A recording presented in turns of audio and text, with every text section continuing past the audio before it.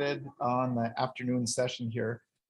Before we get started, though, I'm going to answer a question that apparently a couple of people had and that they transmitted to our colleague here. So he's got a stumping whopper for me. So we're talking about normalization. There's lots of ways of normalizing. We put that aside, but one of the things in the process of normalizing within a sample, it ties back to when you said, like, oh, you do meta-analysis to compare to this. And you do this because all the normalized samples. But what if you're doing longitudinal analysis? Not longitudinal at the same time. You get another data collection. Roughly the same people.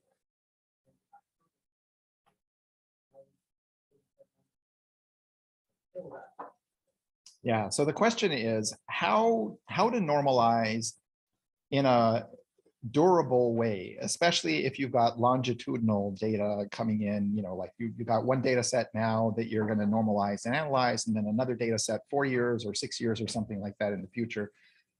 Understandably, it's not terribly challenging to normalize within any given year, but it may be more challenging to normalize in a way that allows for valid longitudinal modeling, especially if the laboratory technology or the assay technology also changes over time. So there's two general ways to attack this, and there's no one right answer to this.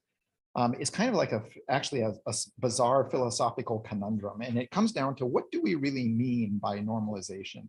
So one philosophy of normalization is we're going to hold constant the number of cells and then ask whether the mass of RNA per cells is changing longitudinally over time. So the theory there is I would go looking for cell counting messenger RNAs that are relatively invariant across the number of cells.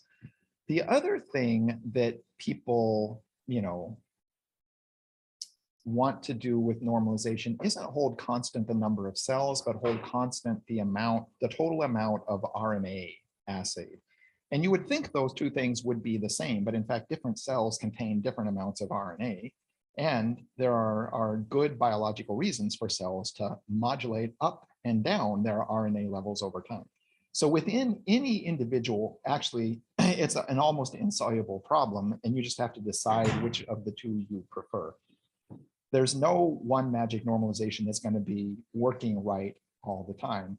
The general approach would be to, as much as possible, obviously standardize the assay technology so that the millions denominator in the transcripts per millions is as similar as possible. But our belief is that different assays are going to suck up more denominator dark matter, stuff that is a transcript, this assay wave, but not the last assay wave, and therefore increases the total millions of transcripts assayed, and therefore slightly decreases the normalized ratio of those two things.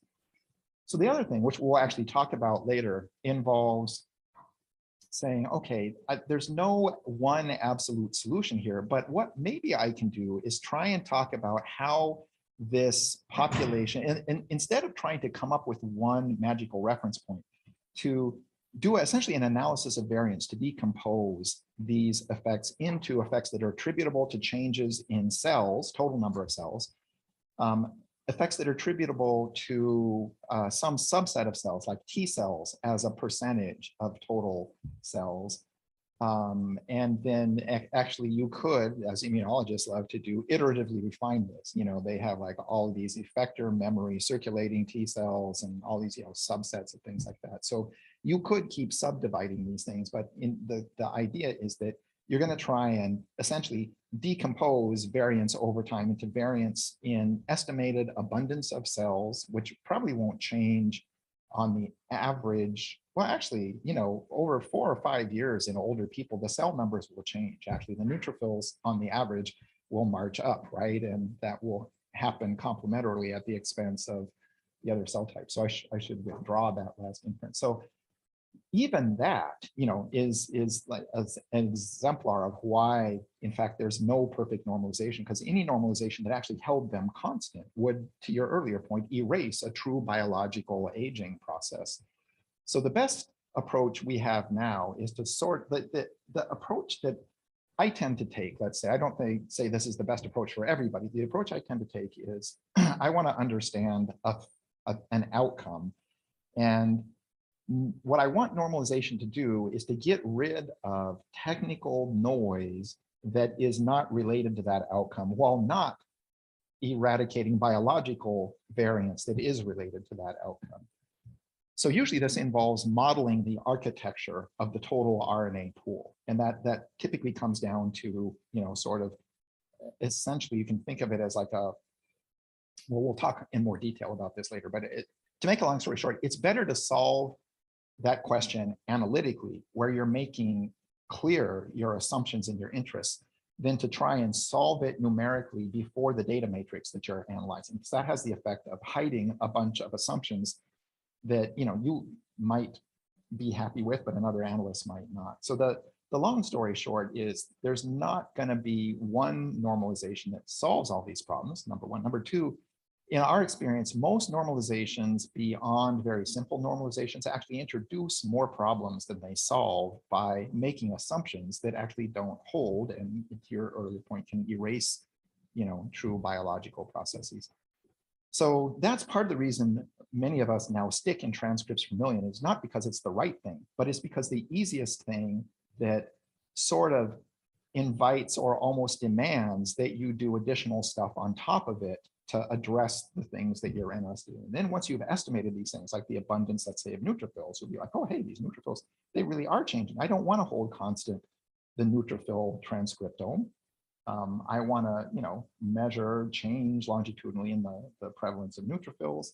I might also want to measure above and beyond that, change in neutrophil transcript profiles per neutrophil, because those will also change over time. But the composition of these cells is invariant. As they get older, they change their maturational state on average and other stuff like that. Same thing with T cells, for example. They're going to mature into, these less naive, more terminally differentiated phenotypes. So even total T cells, their per cell transcriptome is going to gradually remodel over time. So the advantage of transcripts per million is not that it gets rid of these things, but precisely that it basically is such a weak normalization that you sort of have to start attacking that stuff as real data analysis, as opposed to like trying to get rid of it. So that's the ugly long-term answer, is there is just not going to be a simple one for the kinds of stuff you guys want to do, especially for aging. Now, there's other versions of normalization where you're like trying to equate between tissues, and they all have similar kinds of problems. But I think most of the people here are going to be looking at more or less the same tissue at different points in time and asking whether it varies, or looking at tissue in different the same tissue, like, PBMC or total blood in, affluent people versus poor people or something like that. So for the types of things that I'm imagining most of you guys are interested in, we're going to assume the cell population conceptually, as you capture it, is similar. And you may be most interested in describing how that aggregate cell population changes over time. So that actually, the reason to answer this is precisely because that leads into the afternoon's conversation, which is more about why are we going through gene by gene trying to interpret one gene when we think that the architecture of the data set we're looking at is really driven by these factors, these shared determinants, like the number of T cells or the number of terminally differentiated T cells or that kind of thing. And so the goal of the afternoon is basically to say, okay, let's go beyond just finding a list of differentially expressed genes, because it actually turns out to be hard to publish those things. They annoy people. It's like, I don't want 300 results. What I want to know is what it all means. And so what it all means usually comes down to these biology themes, or these essentially biology themes as it interfaces with sort of the human experienced world. So with that, let's just actually formalize that in terms of a description of, if you will, kind of the underlying cognitive style or model, conceptual model of data analysis. So in the genetics-centered analysis I talked about earlier, the geneticists, started using these genome-wide profiling strategies as part of their general agenda, which is to discover genes that cause things like, phenotypes or development or health or that kind of thing. So they generally think of genes as causal origins. In other words, they don't think about genes predominantly as things that the social world influences and then the gene changes your biology. But in the RNA world, we certainly do that kind of thing, and the applications for social behavioral influences on health outcomes or development, that clearly we're not looking at population genetics as a sole, or it turns out even quantitatively a dominant influence on those things.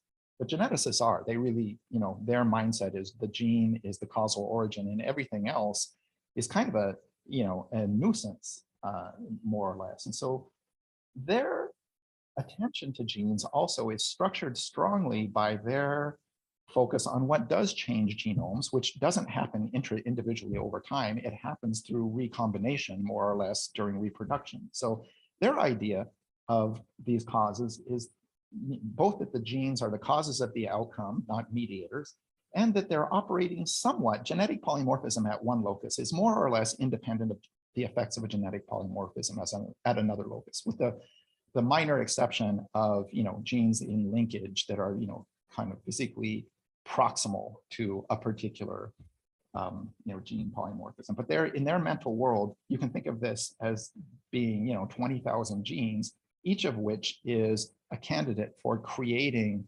an outcome of interest, and can be analyzed essentially one at a time in isolation from one another, because they're not correlated through cooperation. They're not being driven jointly by something else. Their view of what drives gene polymorphism abundance is recombination and reproduction, and to some extent natural selection and the other things we're familiar with from genetics. But they at the individual gene level, they are not going to try and analyze, historically at least, clusters of genes. They're actually starting to do that now because they got desperate with the lack of yield from the gene-specific analysis. But the mental model that most people have had is that genes are causes and that they are more or less independent of other gene causes. So in the RNA world, we generally think of genes as consequences of something upstream. They may be causes also of something downstream, but they're not imbued with some kind of original causal power. They're being moved by transcription factors and by the rest of the gene regulation machinery, which we'll discuss, including epigenetic modifications and things like that. They're also, in any given data set, they're being structured by the relative abundance of the cells that express these transcripts. So many transcripts are expressed predominantly by one cell type among the many cell types in blood. Same thing is true of most tissues.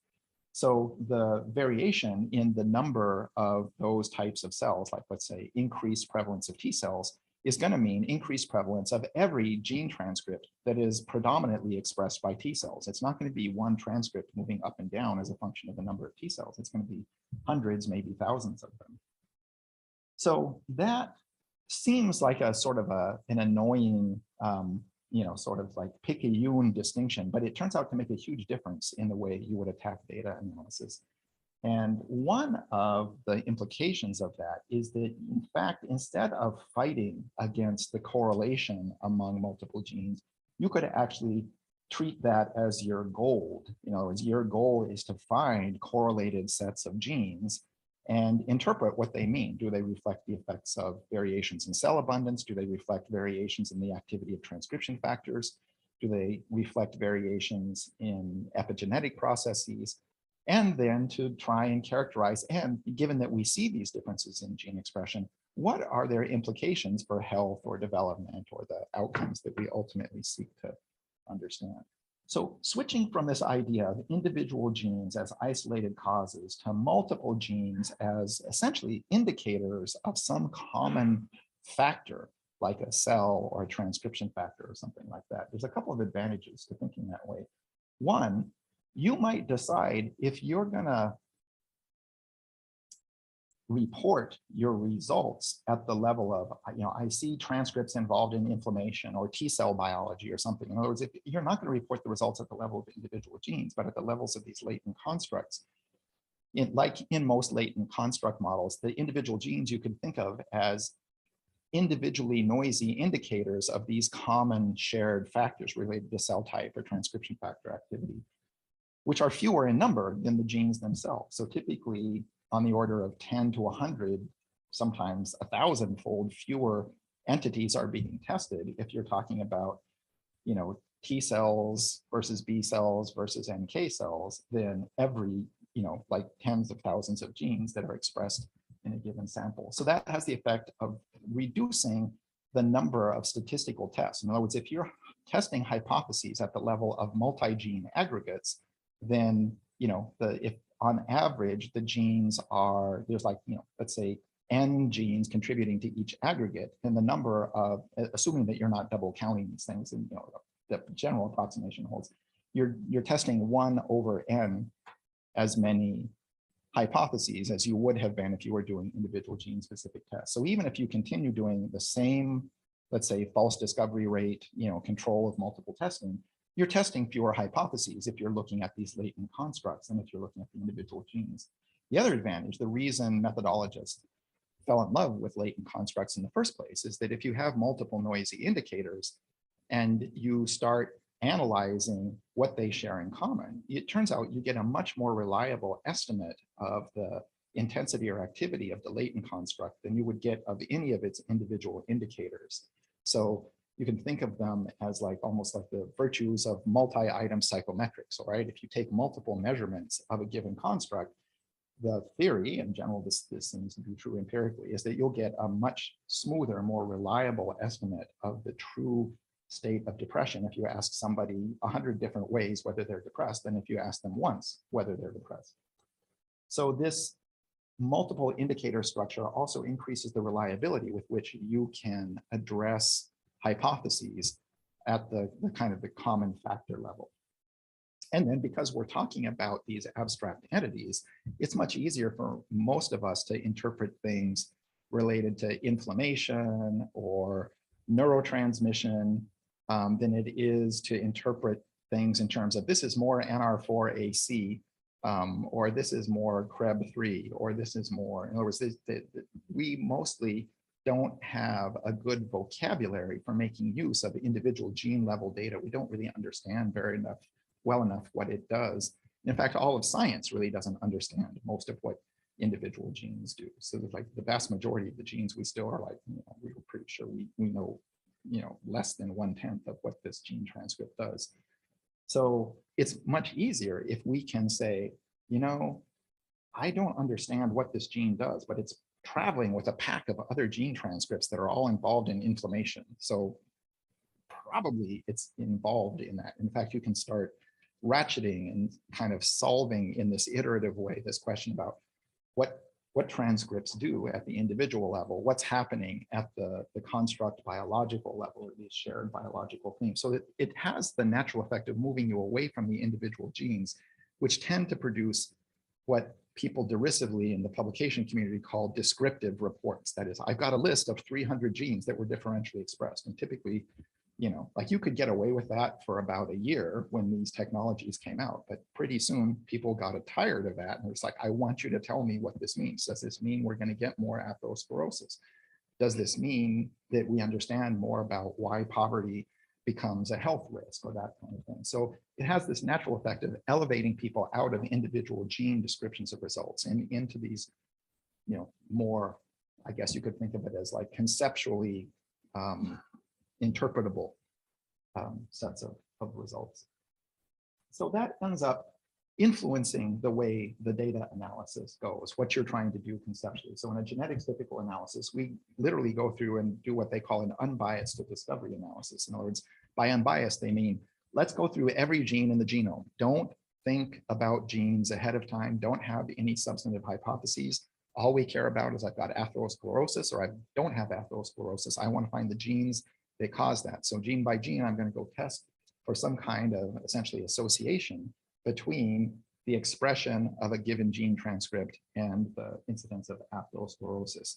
So I'm not going to impose any structure on the genes, and I'm going to do this genome-wide in a kind of comprehensive sense. So that's what they mean by an unbiased, in the sense of not pre-selecting genes or interpreting our hypothesis, and discovery in the sense of like, I'm not trying to test a hypothesis, I'm trying to discover the gene that does X, that causes this. So they compute each gene's association with a variable of interest and outcome, basically. And then after 20,000 runs of that, or maybe 50,000 at the transcript level, they're going to adjust statistical significance of these individual conclusions for multiple testing by something like false discovery rate analysis or Bonferroni correction. And then after all of that is done, like once upon a time, they just published that list, but very quickly people like it, the lists are not that useful. You need to come up with something that tells us about the concept. Like, don't just give me a list of 300 things. So at that point, they added on, almost as an afterthought, an effort to characterize the nature of the genes that were on that list, say what they had in common. So that part starts to sound familiar to us and most other biologists besides geneticists. Like, okay, yeah, the nature of these genes, what they have in common, what they're doing, that sounds more like what we ultimately need to get to. So the way they did that is they would do what we call annotations that map the name of a gene to something that we believe we know about it, like its location on the genome. Or another version of an annotation would be involvement in inflammation, yes or no. Or another version might be expressed highly by T cells or not. So these annotations are bits of information that would allow you to map a list of genes into a different space of dimensions or variables or ideas about what they mean, usually with a great reduction in dimensionality. So 20,000 genes, typically these annotations, each annotation is usually from a family of a few, maybe tens or hundreds of different dimensions. There's lots of annotation systems now. So there's well more than 20 or 50,000 different dimensions of annotations if you were going to do everything. But for most of the questions we have, the annotation spaces are actually relatively small, much smaller than 20,000 genes. So that would be kind of, if you will, kind of a standard approach. In RNA analyses, we really think about genes in terms of sets that are moving together, that they're correlated through some kind of joint regulation by being co-present in T cells that are bouncing up and down in prevalence, or by being co-regulated by transcription factors. So I showed you in the cartoon one transcription factor binding to one gene, but in fact, once that adrenergic receptor becomes activated, it pumps out typically hundreds, sometimes thousands of molecules that go into the nucleus and are available to modulate the activity of DNA. So lots of these transcription factor molecules actually go into DNA and bind onto different regions of the genome simultaneously. So they're all planting flags saying, hey, increase the activity of this gene's transcription. They're doing that for usually many tens, sometimes hundreds, maybe even thousands of genes simultaneously. So this process you can think of as a mass action jointly impacting lots and lots of different genes. Empirically, we still don't know exactly which genes they are, although as you'll later see that there's some interesting tricks we can do to guess which ones they might be.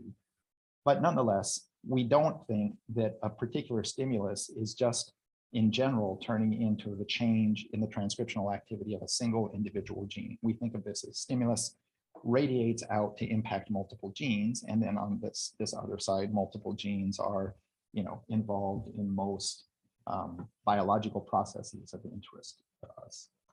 So in this kind of approach, when we're thinking about them correlated through joint regulation, it's actually possible to impose some structure, which the geneticists sort of dislike as bias. They think bias is bad.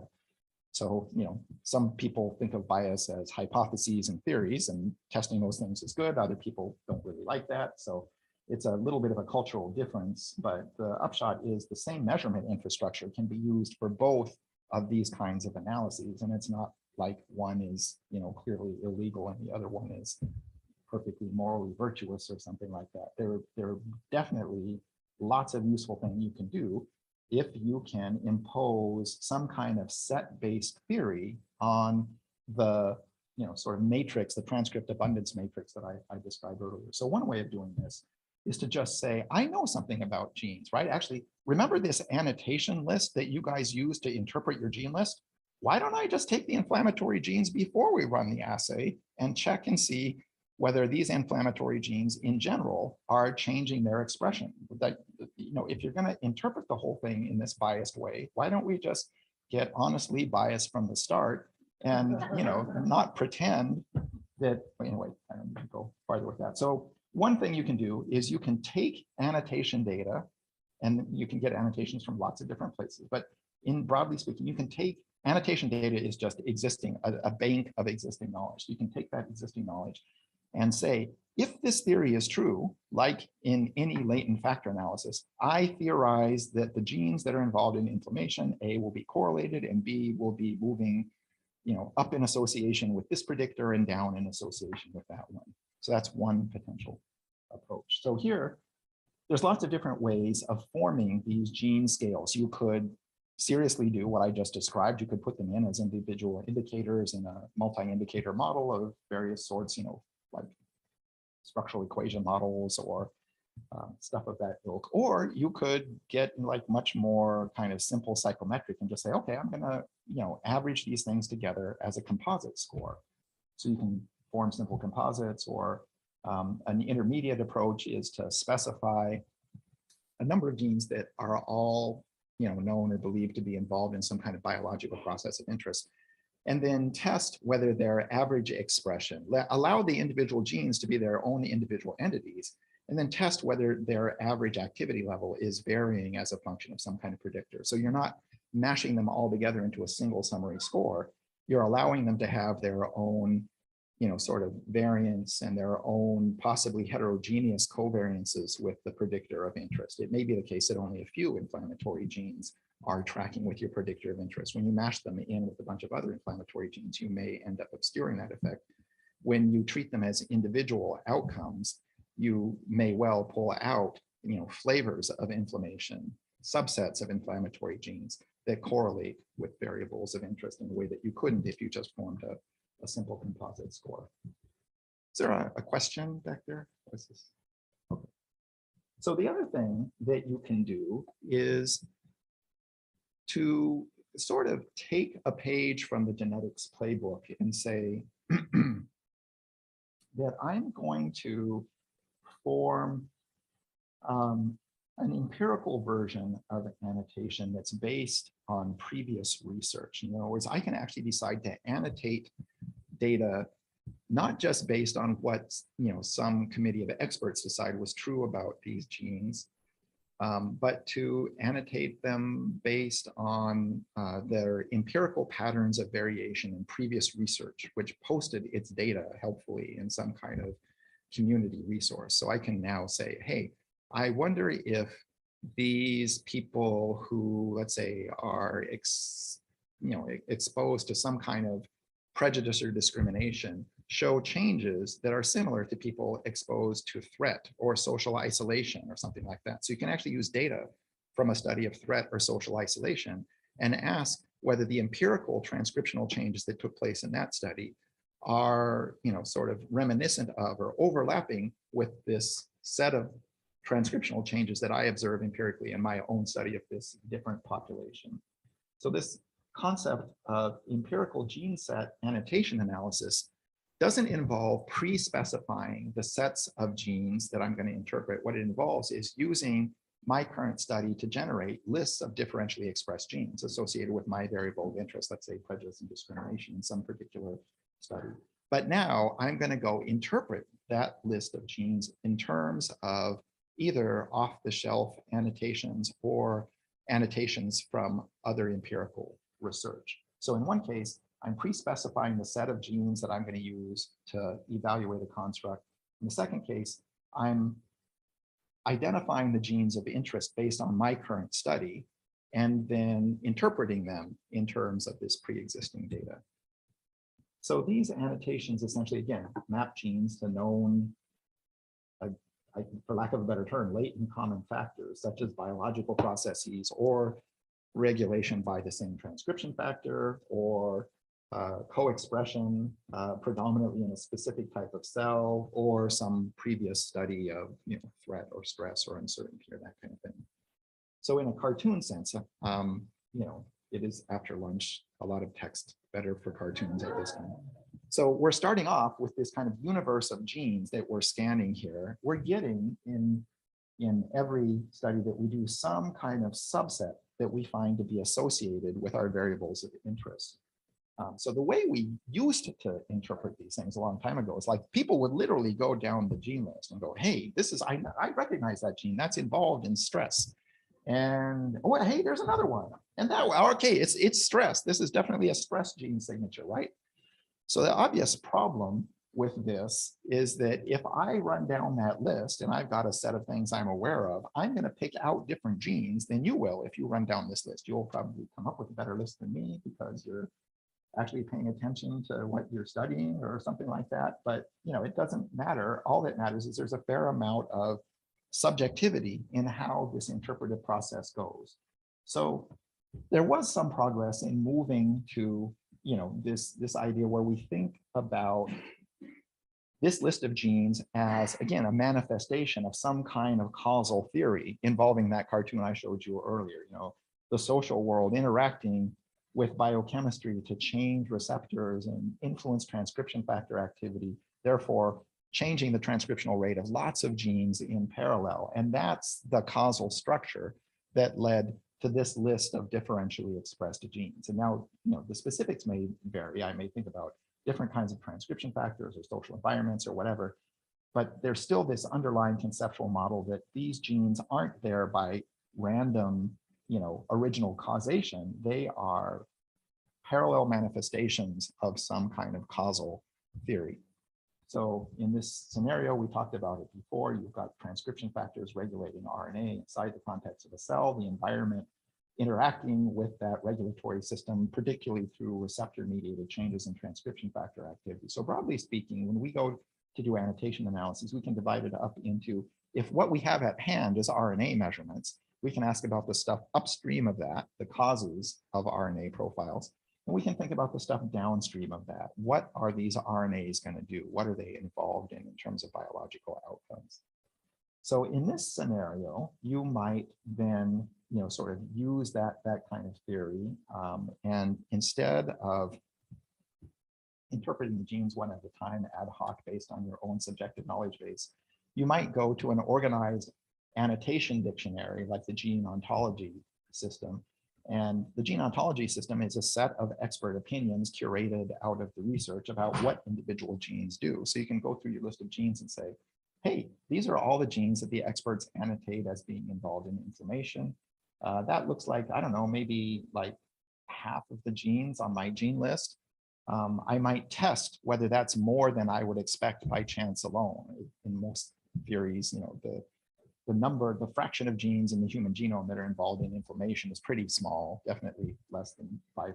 So if I'm getting 50% showing up on my list, I think, wow, that probably means something, right? That's unlikely to happen by chance alone through, even versions of combinatorial probability that account for correlations due to cells and stuff like that. So one theme that pops out as overrepresented is inflammation. Another one, I've got this kind of dictionary or compendium of annotations.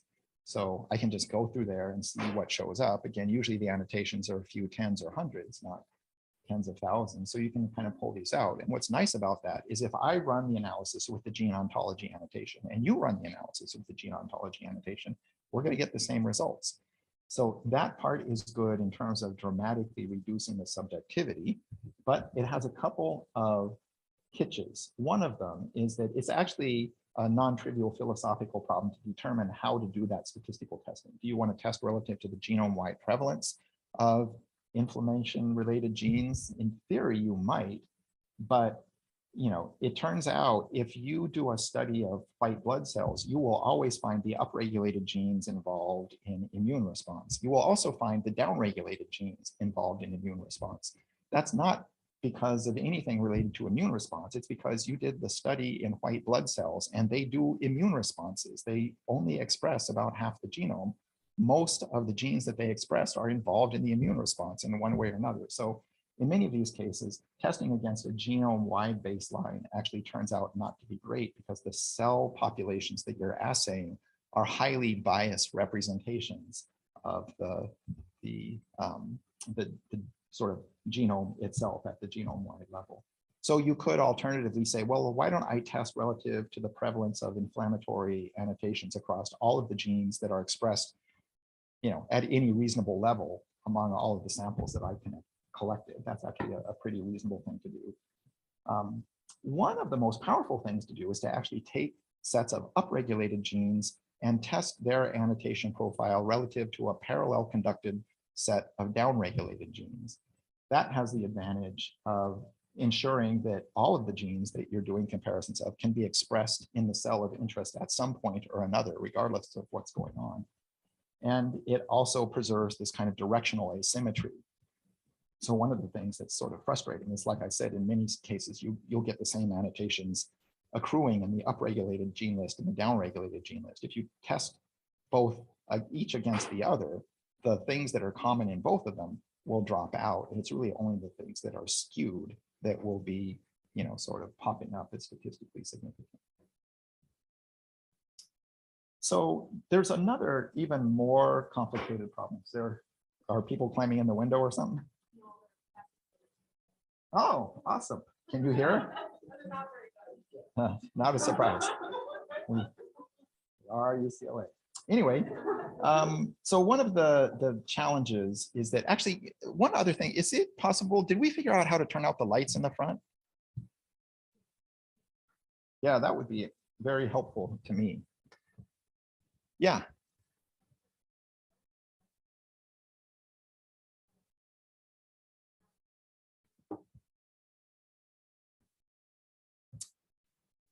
Well, what it does is so her question is, in a gene ontology analysis, does it use the p-value associated with the differentially expressed genes? There's lots of different implementations of this. Some of them try to do that. Most of them just take the upregulated gene list and the downregulated gene list as a given. They throw out all information about statistical significance and the number of samples in your study and anything, and they just treat the genes on the list as subjects in their own right. And they literally compute like essentially a t-test between the upregulated list or the downregulated list, or a t-test between my differentially expressed list and, against the population-wide mean of the whole genome or the expressed subset of the transcriptome in my particular study. So there's lots of different ways of implementing it. But in many cases, they don't take into account the individual genes' p-values, except in determining which genes end up on the list in the first place to be interpreted. Does that make sense? So the other difficulty with this approach that really started cropping up when subject matter experts started going in and looking at the gene ontology annotations, it's like, if you know anything about any kind of biology and you look at the gene ontology annotation list for that kind of biology, you're gonna be like, you're missing a bunch of stuff that's really important. And a lot of this stuff is just crap. I know that's what it says in somebody's journal article, but this is not true. In fact, it's upside down false. So there, at some point, people revolted against gene ontology and many of these other annotation schemes because they're like, we realize the experts are doing the best they can, but these are not accurate annotations in general. And the way they convinced themselves of that is they went to empirical data where they, drove inflammation by injuring tissue or something like that. And they said, yeah, this statement that glucocorticoids increase inflammation is not true. They decrease inflammation. That's why we give glucocorticoids, is to decrease inflammation. The whole point of them is to make it go away. So annotating it as a driver of inflammation doesn't make sense just because one person injected glucocorticoids into brain tissue and found more inflammation there. That's not, an accurate representation of their general effect. So the way they proved that to themselves actually became its own strategy for annotation. And that was actually, let me take studies where we induced inflammation and see which genes were upregulated, or even better, let me go through the entire genome and put a quantitative measure of its degree of upregulation by this pro-inflammatory stimulus. And then any gene in the genome, if it pops up on my list, I can pull that quantitative inflammation responsiveness annotation out, and I can test a bunch of quantitative annotations in intensity, average intensity in upregulated relative to downregulated, or upregulated relative to the expressed transcriptome. So those kinds of annotations have really, for the people that are serious about this stuff, they now mostly are trying to map results from one study onto another study where we really trust the sort of the, if you will, the empirical evidence more than we trust expert belief systems, which turns out are highly biased by everything like, academic politics to, asymmetric publication. Everything that we know about the reproducibility crisis totally afflicts these annotation systems, because they are mostly derived from this insane process of going through abstracts, finding abstracts that contain the same two genes, and then linking them together in annotation space. So they don't read, this thing doesn't cause that. There's like, oh, they're both in the same abstract, they go together, right? So already you're like, that doesn't seem to be the most trustworthy way to build really powerful interpretive infrastructure. That seems like stuff we can do because we can in computer science, but not necessarily the most reliable way to understand this kind of stuff. So I'll show you an example of how to do this. So this is a set of genes that we found. I think this is like in some monkey study where we were, the monkeys had been raised in an unstable social environment. So there was like hundreds of genes differentially expressed in animals, white blood cells, about 500 or so more active, in 700 or so more active in the white blood cells of monkeys in difficult environments, about 500 less active. So one thing we can do is just go through those lists and find some of these gene ontology annotations that segregate. And one of the things that popped up as well, there's a conspicuous overrepresentation of inflammation-related genes among this list of 700 or so that's more active in the white blood cells of the early adversity monkeys relative to the others. And among the genes that were less active were blocks involved in antiviral response and antibody production. So this actually became a pattern that we saw at this abstract qualitative level fairly consistently across lots of different studies of long-term stress and adversity. So it ended up being called something like a conserved transcriptional response to adversity, because it was conserved not only across different types of adversity, but it turned out across different types of animals as well.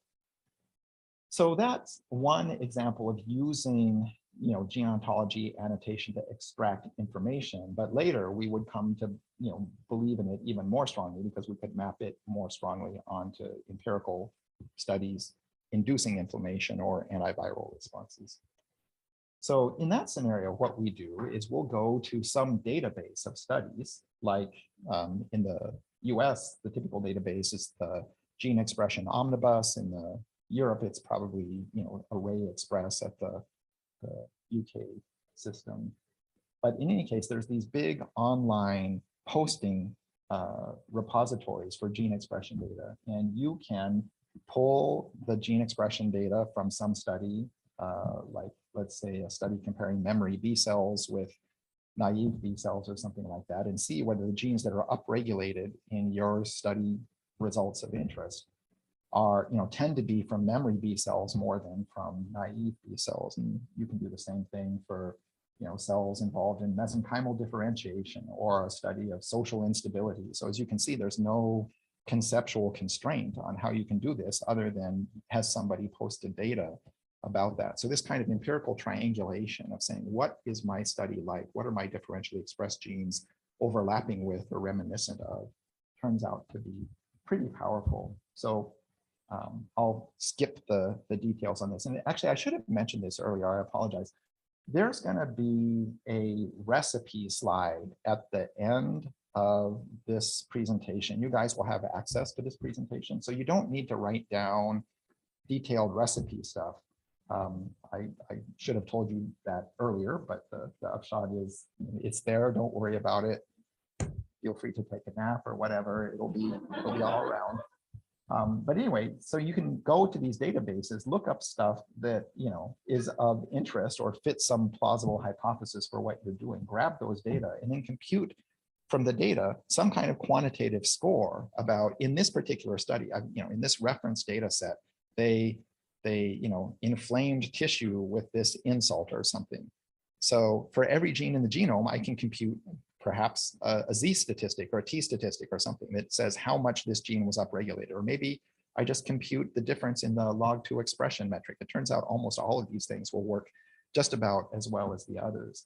So you get an annotation score from that study. You merge those scores to your data. You find just the subset of your data that you're interested in because you're studying, you know, prejudice or something like that. And then you ask, do I find upregulated genes that look like they're involved in inflammation from this other study, more so than I would expect by chance. And when you have these quantitative indicators, it's actually pretty easy to do. So you can test, you know, either for differential expression in your data, you know, it's get data from a reference study conditional on the gene being differentially expressed in your study, which is this version, or you can test for differential expression in your study conditional on the gene being differentially expressed in a reference study. In other words, I could go to a study of inflammation, pull the top 100 most, you know, inflammation-induced genes, and then use those as a gene scale to test in my study. So either direction works. Interestingly enough, the gene set thing is much easier to describe to people, but actually doesn't work as well as the version where you find your differentially expressed genes and then you pull these quantitative scores out of these reference studies. That tends to work mostly for not such great reasons related to the different platforms often have slightly different versions of the genome. And so in your study, you're going to go to a reference study and try and look, if a reference study says these 30 genes are involved, but you can only find 20 of them in your study because they changed the gene names or whatever, then you're somewhat hobbled by that. And the other issue is that you're counting on that study. Well, I'll skip the second issue just to make a long story short. For whatever reason, mostly related to technical stuff, not really due to conceptual stuff, it tends to work better if you find your differentially expressed genes and then try and annotate them based on somebody else's study than if you find a pre-specified set of studies of genes from another study and then you ask in your study, were they differentially expressed? Partly because if you look at your study's genes, you're going to be working from a larger effect size and a more accurate representation of what really happened in your study than just trying to call shots somewhat, you know, in advance in the dark in the other study. But in any event, the two versions of this are one, what we call annotation analysis, where you find your differentially expressed genes and then you score them based on reference data, or gene scales, where you pre-specify the genes based on the reference data and then you test for differential expression in your study. So that's broadly speaking how people have tended to do consequences-based inferences. You find RNA profiles and then you map them onto biological entities, either through annotation, expert annotation, intuition, whatever that may be called, or through these empirical mapping processes. Yeah, do you have any question? So let's talk a little bit about annotation based on cause themes, in part because this will make it easier to see the connection with these sort of factor analysis hypotheses about what's going on. And then you'll see how you can actually use that to leverage factors on the causal side to connect to factors on the consequence side so that you can end up kind of triangulating in interpretation space, which tends to build confidence in the results. So in this scenario, remember from our cartoon earlier, the changes in gene transcription are causally driven concretely at the physical level by transcription factors interacting with DNA, landing on DNA and flagging it for copying. So it turns out that the transcription factors have a fair amount of specificity about where they can interact with DNA. Different types of transcription factors have different requirements for the DNA sequence that they can bind to. So one type of transcription factor might bind to GGG, another one might bind to CATGCA. So there's lots and lots of sites across the genome where these things are, but one of these transcription factors generally won't land on the other transcription factor's site. So there's some specificity in the world of DNA sequence about where specific transcription factors can bind to. So that's what ends up, and yet there, for each of these transcription factors, typically there's tens, sometimes hundreds, maybe even thousands of different genes that they can regulate. So one of the things we could do if we knew about which genes interacted or which genes were driven by which transcription factors is we could go through this list of differentially expressed genes and say, do they share in common transcription factor causes at a higher rate than we would expect by chance under some null hypothesis in the genome? So I could do this and say, hey, transcription factor 1, whatever that may be, it seems to be implicated, at least potentially, in regulating, I don't know, what was that, like 10 of these genes out of 40 or something like that. And yet transcription factor 1, it's basal, the appearance of its capacity to bind to genes is like less than 1% across the genome. So this is a higher concentration of, sort of interactions with transcription factor 1 than we would expect by chance alone. I could, do that for lots of different transcription factors in a database of transcription factors and end up with, essentially a multi-construct, if you will, kind of explanation or factor analytic model for where I got this list of differentially expressed genes from. Teresa, can you check and see, is it hot in here? People are looking kind of sleepy. Can you check and see if they can bump up the air conditioning for me? So I don't take it personally. I always put people to sleep, so that's not abnormal, but So this scenario, that you can think of as unfolding at the level of an individual gene into this kind of reverse inference process. So this idea is I've got measures of RNA. I've done my statistics. I can find differences in the expression of, let's say, this gene right here. But in the kind of the original biology theory, the notion is I've got receptors on the surface of the cell. There's some kind of chemical like that little star guy that interacts with the receptor, and that kicks off this transcription factor that leaves the proximity of the receptor and goes on to the DNA and binds onto the cell. And that's what activates transcription. That's what leads to the appearance of a gene on a list of differentially expressed genes. So you can think of this as the original biological flow of information from the environment down to the genome, manifesting as RNA. So in theory, we should be able to reverse that flow of information. In other words, it would be great if I could just look at the, sort of the presence of a particular gene on a list of upregulated genes and say, oh, this transcription, this gene is regulated by that transcription factor. Therefore, I can infer that that's kind of what caused this. The way we do this is that, remember, each transcription factor needs to see a particular kind of nucleotide sequence, like ACTG or something like that. So if it doesn't see that, then it's not likely to bind to that DNA. And conversely, if the nucleotides, usually about 1,000 nucleotides upstream of the transcription start site for a gene, is where the bulk of the most influential transcription factors will land. So that 1,000 nucleotides, anytime in that space, we see the ACTG sequence that this transcription factor likes to bind to, we could guess that this might potentially be a target of that gene.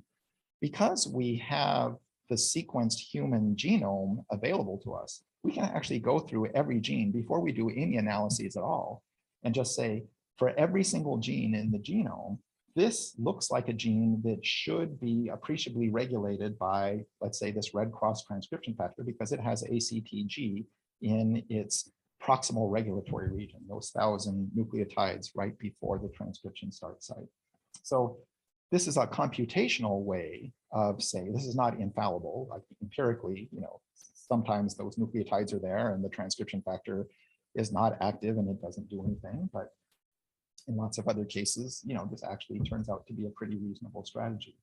One of the difficulties, though, is, so now I've got a gene differentially expressed. I go into the promoter. I'm like, oh, it has a a DNA motif in its promoter that looks like NF-kappa B could bind there, this particular transcription factor, I'm going to guess that NF-kappa B is the culprit and that NF-kappa B got turned on, and that's part of the reason this gene was expressed. Now, one of the difficulties is that most genes are not regulated by a single transcription factor. Most genes are regulated by somewhere between 5 and 15 different transcription factors just within this proximal regulatory region of the gene. So from any given gene, I can't make a very accurate inference. In other words, I'm going to get a degenerate mapping there. When I get this gene's differentially expressed, I'm going to go to the promoter. I'm like, oh, there's like 5 or 15 different different transcription factors that could potentially have done this. So I'm not really sure what in the environment is driving what through which kind of receptors or that kind of thing. But this is where the curse of dimensionality, like 20,000 genes, what an incredible nuisance. I have to divide all my p-values by 20,000, very unpleasant, right?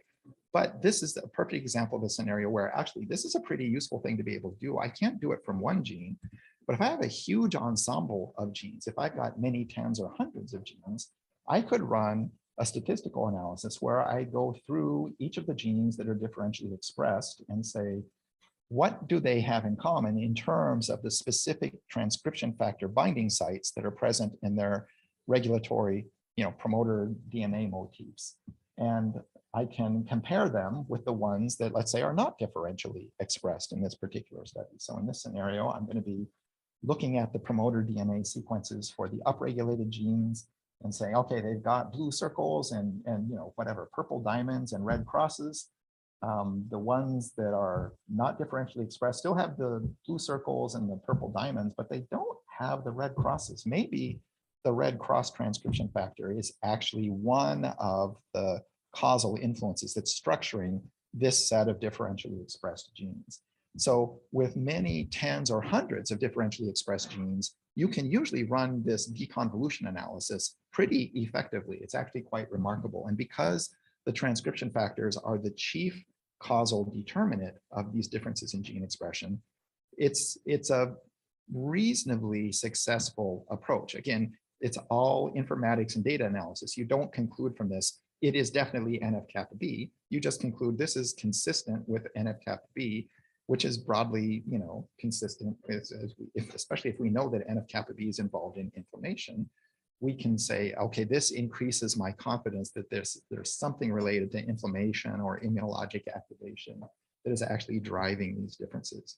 So from that, I can say, okay, I think it is NF-kappa B. And then once I've got that, because we know what the NF-kappa B transcription factor is hooked up to in terms of receptors, you can actually make a step back from there and say, oh, they're often hooked up to microbe detectors, but they're also hooked up to stress biology, neurotransmitter receptors. So I'm gonna maybe guess that this difference in gene expression that I've seen in my study is related somehow to inflammatory signaling or antimicrobial signaling or something like that. But just by running these computational analyses, you can come up with a fairly useful working hypothesis. And so when I was doing this kind of thing, and a couple other people were doing this, but kind of way back in the day, we did this because we had to make quick, tactical, and very expensive decisions about where we were going to steer our research program. So you start off with like no idea about which transcription factor is involved. You've got, whatever in your grant, $10,000 you can spend on your next set of assay reagents. It would be great to go from 200 different transcription factor hypotheses to the 2 or 3 most promising ones. And this kind of thing turns out to work like a charm, like this very, very effective way of saying, if this is consistent with that hypothesis, let me go directly test that hypothesis with a direct assay of, let's say, NF-kappa B activity. Pretty high hit rate for this kind of thing. So this is one of our favorite go-to annotation analyses, both because it's a good way of bringing together genes as a set because of its causal influence, but also because it lends itself reasonably well to, sort of cross-validation, both with like confirmatory experimental studies, but also with, if I'm thinking about inflammation and I get NF-kappa B, that makes sense. I feel better because NF-kappa B is known to be a major driver of inflammation. So I'm more confident in my gene ontology annotation calling it inflammation, or my reference study annotation calling it inflammation, if I'm also getting NF kappa B coming up as one of the plausible driving transcription factors. So this kind of triangulation essentially is the entire art of RNA data analysis. You cannot trust any one of these analyses on their own. But what you have working, what you have working against you is large numbers of hypotheses and stuff like that. But what you have working for you is that under the null hypothesis, most of those things are broadly uncorrelated. So when you start to see similar themes coming through in different analyses, that's when you're generally on the right track, or at least the most safe for confident inference. So for instance, in this example, I was talking about, we found NF kappa B binding elements all over the place in the upregulated genes in animals subject to adversity, and glucocorticoid response elements related to the anti-inflammatory glucocorticoid receptor all over the place among the genes that were downregulated, suggesting that that system was actually underactive in people or animals that were exposed to long-term adversity. And interestingly, because we've got a dictionary of transcription factors, there's like, little databases out there of all transcription factors known to humanity. So you can go in both with a priori hypothesis about the things that are relevant, but you can also just press a button and get numbers for everything else. If you're pressing buttons and getting numbers for everything else, you definitely need to control for multiple testing, but you can generate all kinds of new hypotheses about which transcription factors might also be involved in the effects of stress or adversity, things that we might never have thought of looking at before, but came up in the same search along with the things that we did think might reasonably be plausible. So that's one example of, you can think of it as cause annotation. It's using these transcription factor binding motif annotation libraries. And again, the nucleotide motif is there. This is not the opinion of somebody reviewing the literature. This is like a real thing. Doesn't for sure guarantee that it's going to operate in real life, but its hit rate is much higher than going on the opinions of people doing annotation, sort of studies. So the other thing you can do with this, as I kind of described before, is triangulate between causes and consequences. So if you see, a breakdown of gene sets into underlying transcription factor themes, and then you also have these biological themes coming out the other side, it turns out you can start doing, for lack of a better term, semantic analysis of transcription factors. You can figure out, oh, transcription factor 3, we never knew what that thing did, but its scope of transcripts that it's regulating appears to overlap very heavily with cell death and apoptosis, or with cell proliferation or something. So you can start to reverse annotate your transcription factors and interpret them by virtue of the fact that they're correlating at the level of the genes that they point to with these sort of outcome or biological activity annotations. So another kind of joint determinant, as we discussed earlier, of transcripts is the cell in which this genome is operating. Different cells express very different sets of gene transcripts. That's part of their cellular identity. That's driven by activity of cell type specific transcription factors. Biologists spend a lot of time trying to find the transcription factors that create the identity of different types of cells. I think of this as essentially sort of like the secret to eternal life, or the magic key to unlock everything. So they can do amazing things with these transcription factors. You can take any human cell, and with 6 of those transcription factors, you can turn it into a baby-like stem cell. Now, it will give you cancer if you do that, but nonetheless, you can like completely reverse, all of biological development just by learning enough about these proteins. So this idea of like cellular identity, I've got a big community of transcripts operating together because they're in the same cell and in fact define this cell, as I pointed out earlier, becomes a useful thing to look at when you've got heterogeneous tissues. So most of the time, as we're doing studies of RNA, we don't get pure samples of just one type of cell. Almost every tissue we get is some mixture, at the very least, of blood vessels and muscle and most often nerves, usually a lot of white blood cells. Each of those cells has genes that are almost exclusively expressed in that cell type. So the majority of the genes in the human genome probably have this case. We can certainly say only a minority of genes are ubiquitously expressed across all cells. They're an important minority that structure cells in a generic sense and provide, energy and metabolism and nuclear structure and stuff like that. But there's a huge fraction of the human genome that is dedicated to cell type specific expression, or what we would call lineage specific expression. So most cells, as they get produced, there's some primordial stem cell that then sort of narrows its range of transcription, and then further narrows its range of transcription, and so on and so forth, until it becomes, a muscle cell in the proper sense, or a neuron or something like that. So this progressive narrowing basically amounts to more diagnostic gene expression. In other words, there's more cell type specificity in the specific transcriptome profiles. So you can also use that on these analytic approaches to kind of dissect or determine what's going on. So you can, for example, take for every for every gene in the human genome, you can, if you've got, let's say, a roster of plausible cells. So we've got, in circulating white blood cells, we, as I described earlier, have T cells, B cells, NK cells, monocytes, some very low prevalent cells like plasmacytoid dendritic cells, sometimes two different types of T cells people distinguish.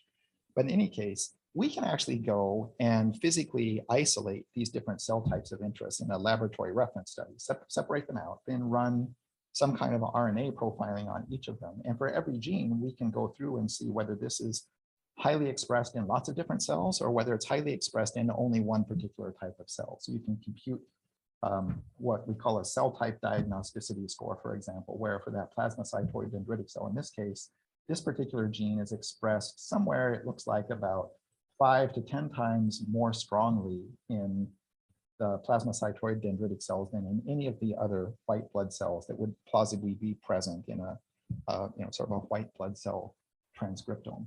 So this thing has about a 4.9 standard deviation higher average expression in plasmacytoid dendritic cells than in any of these other cell types. So I can actually do that for every gene in the genome. So this is another way to produce a quantitative annotation score for every gene in the genome that I can then take to my list of differentially expressed genes and ask, is this list enriched for genes originating from a particular type of cell? So in this particular case, we could say, oh yeah, actually it's highly overrepresenting transcripts from CD4 T cells, CD8 T cells, and B cells or something like that.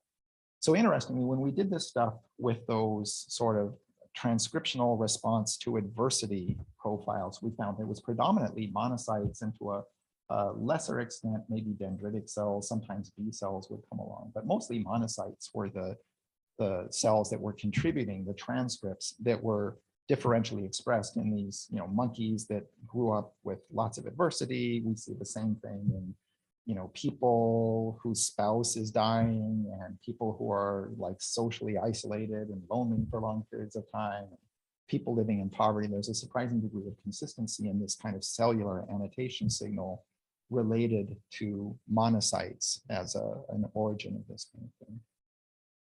So again, you can try that cross constraining inference where you come up with cellular cause themes, transcription factor cause themes.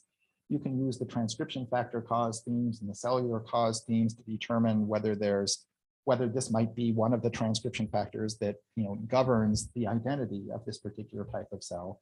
And you can put them together with these biological impact or biological consequence themes as well. So again, in this particular scenario, let me see if I have an example of this. Yeah, so here's an example of that kind of convergent validation where we were looking at genes that were upregulated on the right, or genes that were downregulated in white blood cells from people. Which one is this? Oh, these are monkeys with the adverse life circumstances. Monocytes, upregulated signal, not incredibly strong, but we'll take what we can get in our first shot at it. B cells, downregulated. that was kind of nice to see. In the same analysis, we can look at transcription factors and see, oh, okay, NF-kappa B upregulated, CREB upregulated, which was informative to us because we knew that was involved in neurotransmitter regulation of cells in the context of stress. Interferon response factors involved in antiviral response, downregulated. So triangulating all that stuff together between cells and transcription factors and these gene ontology annotations eventually leads to these conceptual theories about how this signal might be getting into the vicinity of the nucleus and all of the DNA. You can say, okay, we think it's in monocytes are the ones that are being regulated, and it seems the signal is carrying, it's certainly impacting NF-kappa B. We're getting a CREB signal, which is highly characteristic of the cell surface receptor neurotransmitter receptors. So, this is quickly from a universe of like a couple hundred plausible transcription factor hypotheses down to something pretty coherent pretty quickly that you can then go cross-validate. It's not hard if you're a biologist to think of the study that you would do to confirm all of this kind of stuff. So it's a pretty quick navigation process. Yeah.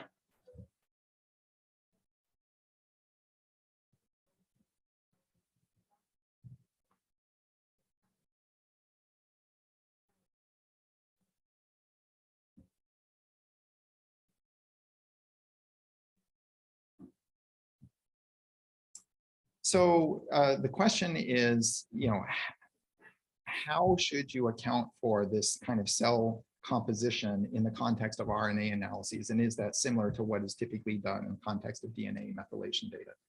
So the answer is yes. I mean, basically, it's a huge structural influence on what's going on in the RNA data, as much as it is in methylation analyses. That said, the word have to is the tricky part. So one person's, one person's baby is another person's bathwater. So you could control for the cell types right away and then run your analysis, in which case you've thrown, you're looking at what we call per cell changes in gene expression, changes above and beyond, differences in the prevalence of, particular cell types. But often the prevalence of particular cell types is in fact the driving mechanism of many of the effects that have turned out to be most influential. So what we would typically recommend is that you don't control for, you map your initial phenomena without controlling away differences due to cell type. And then you estimate those differences due to cell type, if possible, and see to what extent they can account for your total association. So you essentially treat cell prevalence or cell distributions as a potential mediating mechanism, for lack of a better term. Now, the downside is that we're not really very good at measuring cell type abundance with great quantitative precision in the RNA data. It's even worse than in methylation data. In methylation data, they got lucky because methylation has very little effect on most gene transcription, but it has a huge effect on the transcription of genes that essentially determine cellular identity. Methylation deeply, fundamentally implicated in the differentiation of a stem cell into, sort of like a myeloid or a lymphoid lineage cell, and then differentiation into monocytes versus, lymphocytes, and then differentiation into T lymphocytes versus B lymphocytes, and so on. So much of the core decision-making about which genes are going to be expressed in differentiation and in the production of these different cellular identities is highly bound up in methylation. Methylation generally isn't causal, but it's certainly like a major participating mechanism. And so it tracks so closely with cell identity that it is actually a pretty reliable measure of cellular identity, as the epigenetic age people have discovered. It turns out that's most of the early epigenetic age clocks, and even the more recent ones as well, they're all very strongly associated with differences in myeloid cell prevalence, or like monocytes and neutrophils. So the challenge with RNA is that many of the cells that we have access to in blood are not very enthusiastic transcribers in the white blood cell pool. So T cells, B cells, natural killer cells to a lesser extent, particularly T cells and B cells, they are the numerical majority. The same thing kind of true for neutrophils, actually. So a large fraction of the white blood cells are not very transcriptionally active. They're what we call quiescent. They're not cycling. They're not engaged in a biological response most of the time. They are, naive. Like in immunology, we distinguish between activated and quiescent cells. Quiescent cells, very low levels of RNA transcription in general. They're enough to keep replacing their lost proteins and fixing their dings and damage and stuff like that. But they're not like undergoing some kind of profound identity transformation. And that's what happens when immunologic activation takes place. It's like if a T cell bumps into its target particle, it's going to go crazy and start massively ramping up the amount of RNA it transcribes. It's going to start vectoring in different directions to respond to different kinds of microbes. So most of the cells in circulation aren't in that state, at least for those types of cells. So it's very hard to use T cell specific gene transcripts to quantify the number of T cells because there's just not a lot of RNA in those guys in most cases. There's a small number of T cells that do have a lot of RNA, but that's only because they're like these unicorn cells that just happen to see some kind of microbe that's in the body right now. So amongst the whole distribution of the T cells, they're not very numerous, and so they get kind of watered down. So counting T cells, B cells, that kind of stuff is not that feasible. Counting monocytes and natural killer cells is a little bit more feasible because they're more what we call constitutively activated. They're making larger amounts of RNA per cell than most of these other types of cells. So you can quantify them a little bit better. But if you can't quantify the alternative cell types very well, you still get kind of a mush. So I personally am very skeptical of efforts to quantify these different cell types out of RNA data.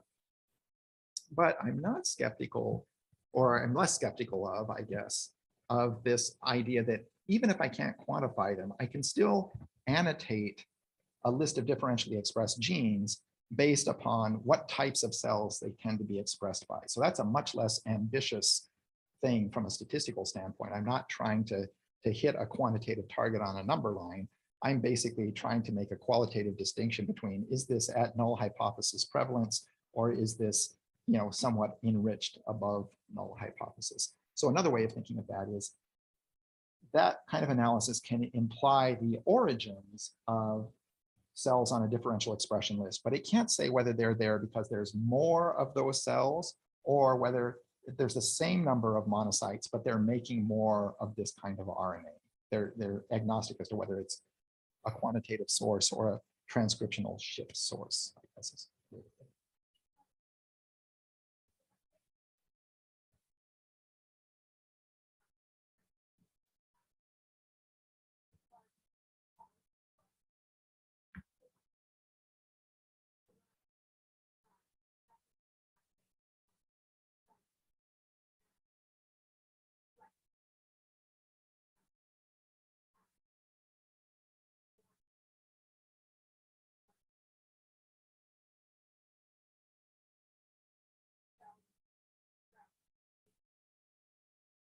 Well, yeah, that's so the question is, could you, integrate methylation data to count cells with RNA data to, talk about per cell differences in transcription? Yes, you could. That's a fabulous idea.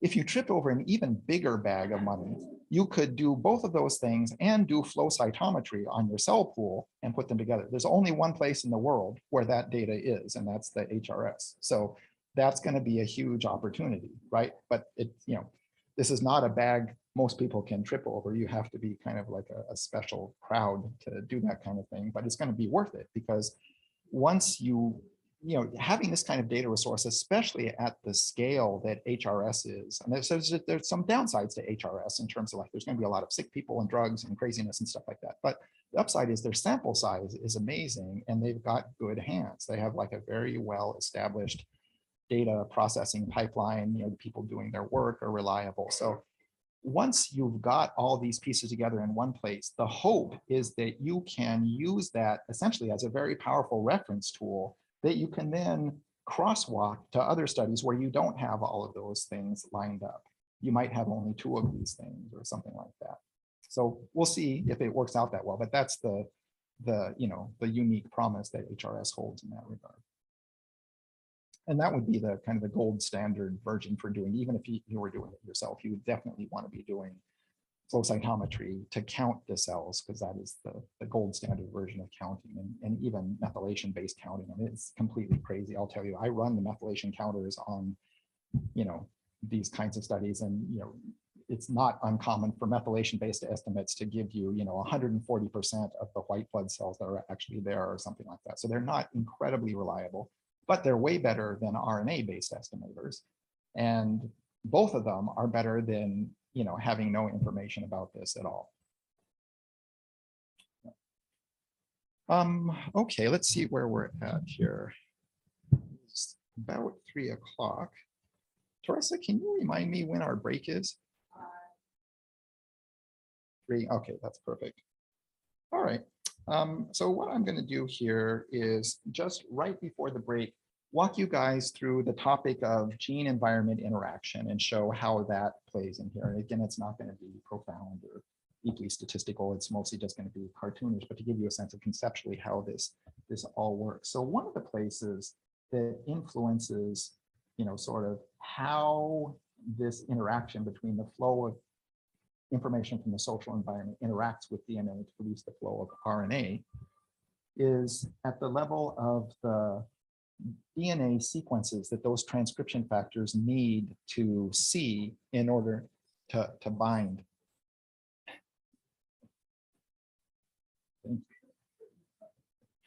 So this is one place where genetic polymorphism can play a pretty significant role. So these transcription factors, unlike, remember I was talking about the mapping process, you can have, a few nucleotides mismatching, not a problem.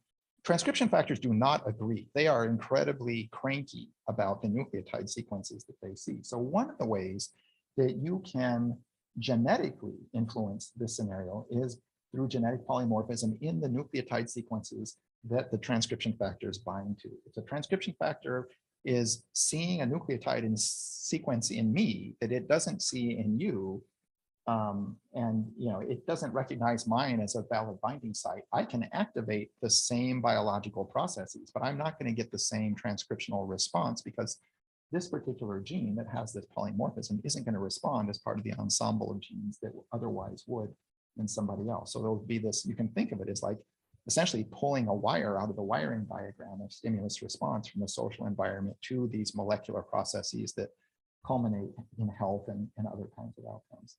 So here's one example of this kind of thing where we were looking at a cytokine that is clearly relevant to health, not a cytokine that is highly expressed in circulating monocytes, by the way, but one that nonetheless definitely contributes to human health, well-being, longevity, and that stuff. And about 160 nucleotides upstream of the transcription start site for the interleukin 6 gene is that particular nucleotide sequence there, that TGCGA, TGCGA. So that is a really fat binding site for the GATA1 transcription factor. And actually all the GATA family factors, at least GATA1 through GATA3, love to bind to that site. They really like it on a scale of 0 to 1. That's like a 0.94 site in information theory terms. I think it's about 20% or so of people of Northern European ancestry have a single nucleotide polymorphism that substitutes a C for a G at that particular site. I think 174 nucleotides upstream of the IL-6 transcription start site. Just swapping that C for the original, what we would call wild type G, ends up punishing that nucleotide sequence to the point where, in general, the GATA family of transcription factors is not going to bind there, at least not with any great frequency or affinity or duration.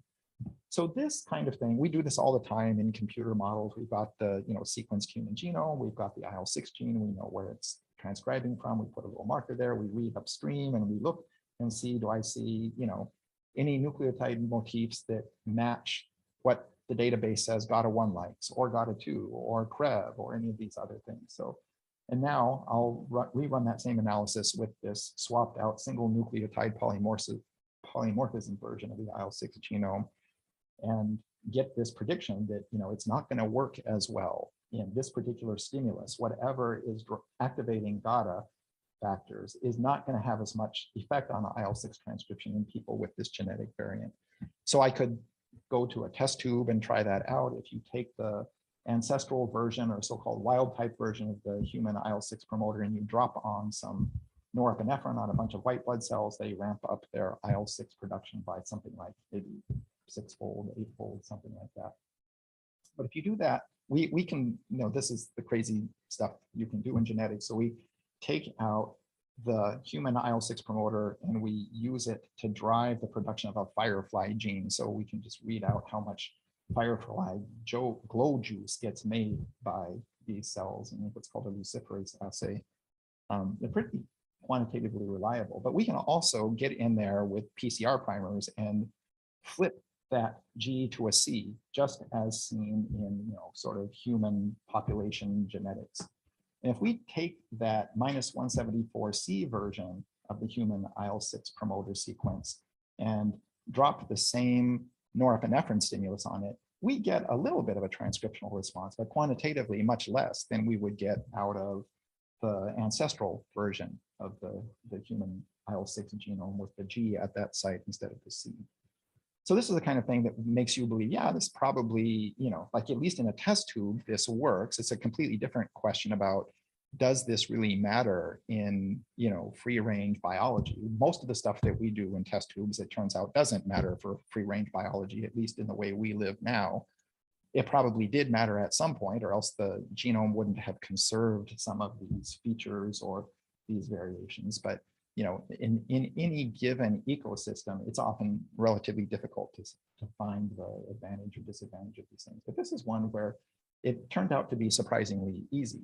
And I'll tell you later why this is like much less impressive than it might seem. But for the moment, what we can see is that people who have the ancestral version of the human IL-6 gene, and both copies of their IL-6 gene, when they're confronted by really adverse life circumstances, they produce more IL-6. And that IL-6 is a fertilizer for a lot of chronic diseases. So this stuff gets in there.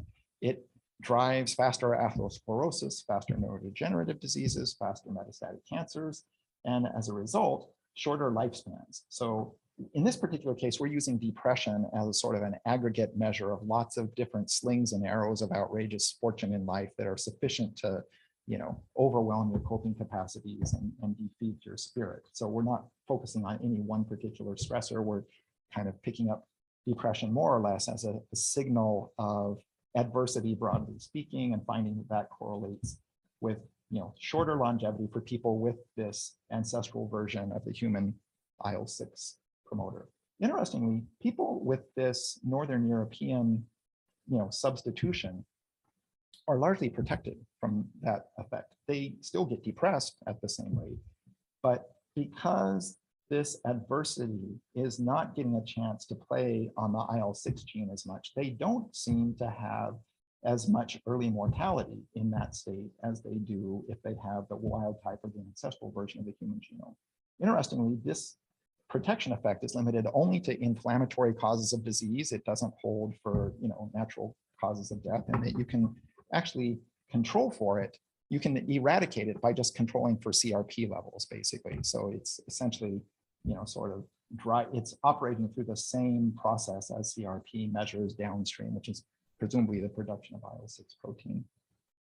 So that's one example of a scenario where adverse conditions end up becoming a biochemical representation. In this case, it's fight or flight express neurotransmitters like norepinephrine interacting with beta adrenergic receptors. I didn't show you the details there, but you can, if you've got cell biology models of this, you can map out, it's exactly these receptors that are involved. And it's exactly this transcription factor driving exactly that gene, which contributes in a significant way to inflammation and contributes at least, to some extent to these differences in mortality risk. And if you've got this genetic polymorphism that prevents the GATA1 transcription factor from efficiently binding to the IL-6 promoter, you can pull out that response from the genome. In other words, you can activate the beta adrenergic receptor all you want. You'll activate GATA transcription factors, but they will not interact with this one particular key gene. And as a consequence, you won't get these changes in inflammatory biology that seem to contribute to these diseases. Now, the part of this that's much less impressive is, we can do this computationally. So we didn't like focus on IL-6 in the first place. We just ran this over the entire human genome. We just took all of the single nucleotide polymorphisms we could, went through all of the genes. We could find them in a regulatory region. And then we looked at the genes and we're like, I don't know what that gene does. 1,204 times we said, I don't know what that gene does. And then at the last one, we're like, oh, it's IL-6. I know what that does. So it's not like, this is routinely going to be the case. IL-6 is an incredibly leveraged gene relative to most of these things. Most of these things, like I said, we have no idea what they do. Usually, if we have no idea what they don't do anything too terribly bad, or at least we don't know about it yet. So, it's not the case that there's going to be lots of low-hanging fruit examples like the IL-6 one. The IL-6 one is an unusually bright, street light under which to look, but nonetheless, it does provide, one example of how you can put all of this stuff together in terms of genetic polymorphisms interacting with environmental flows of information to affect outcomes like that. The last one I'll leave you with before we take our break is, if you don't have DNA there at all, obviously this system will not work, right? Like if you start off with the genome and a promoter and all this stuff, and you activate those transcription factors, but there's no DNA for them to bind to, you're not going to get this RNA response.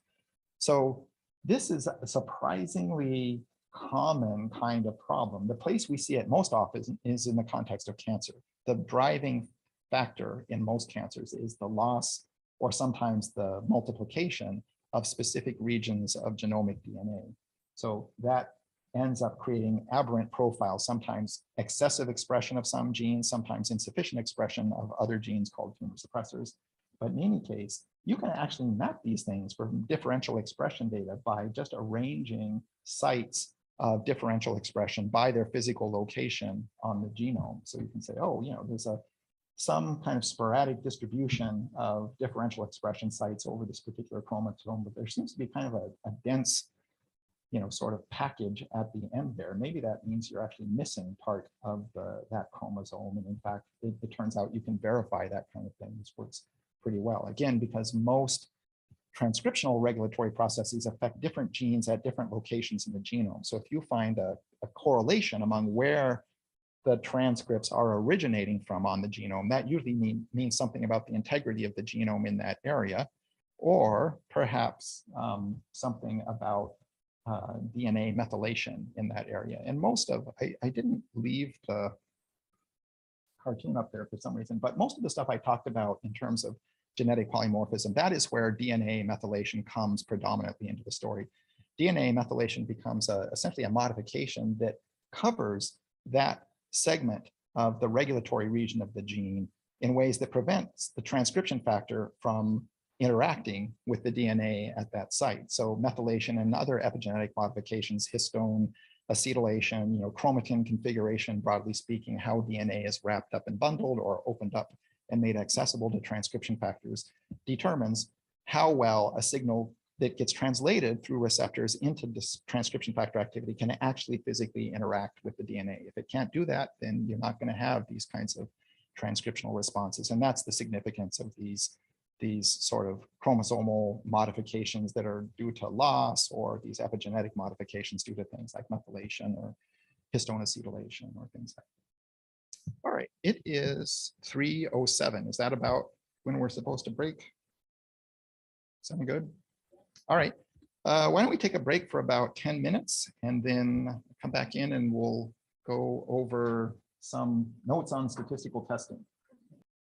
With question that somebody asked that I'll have him re-ask and then answer as we're getting reassembled here.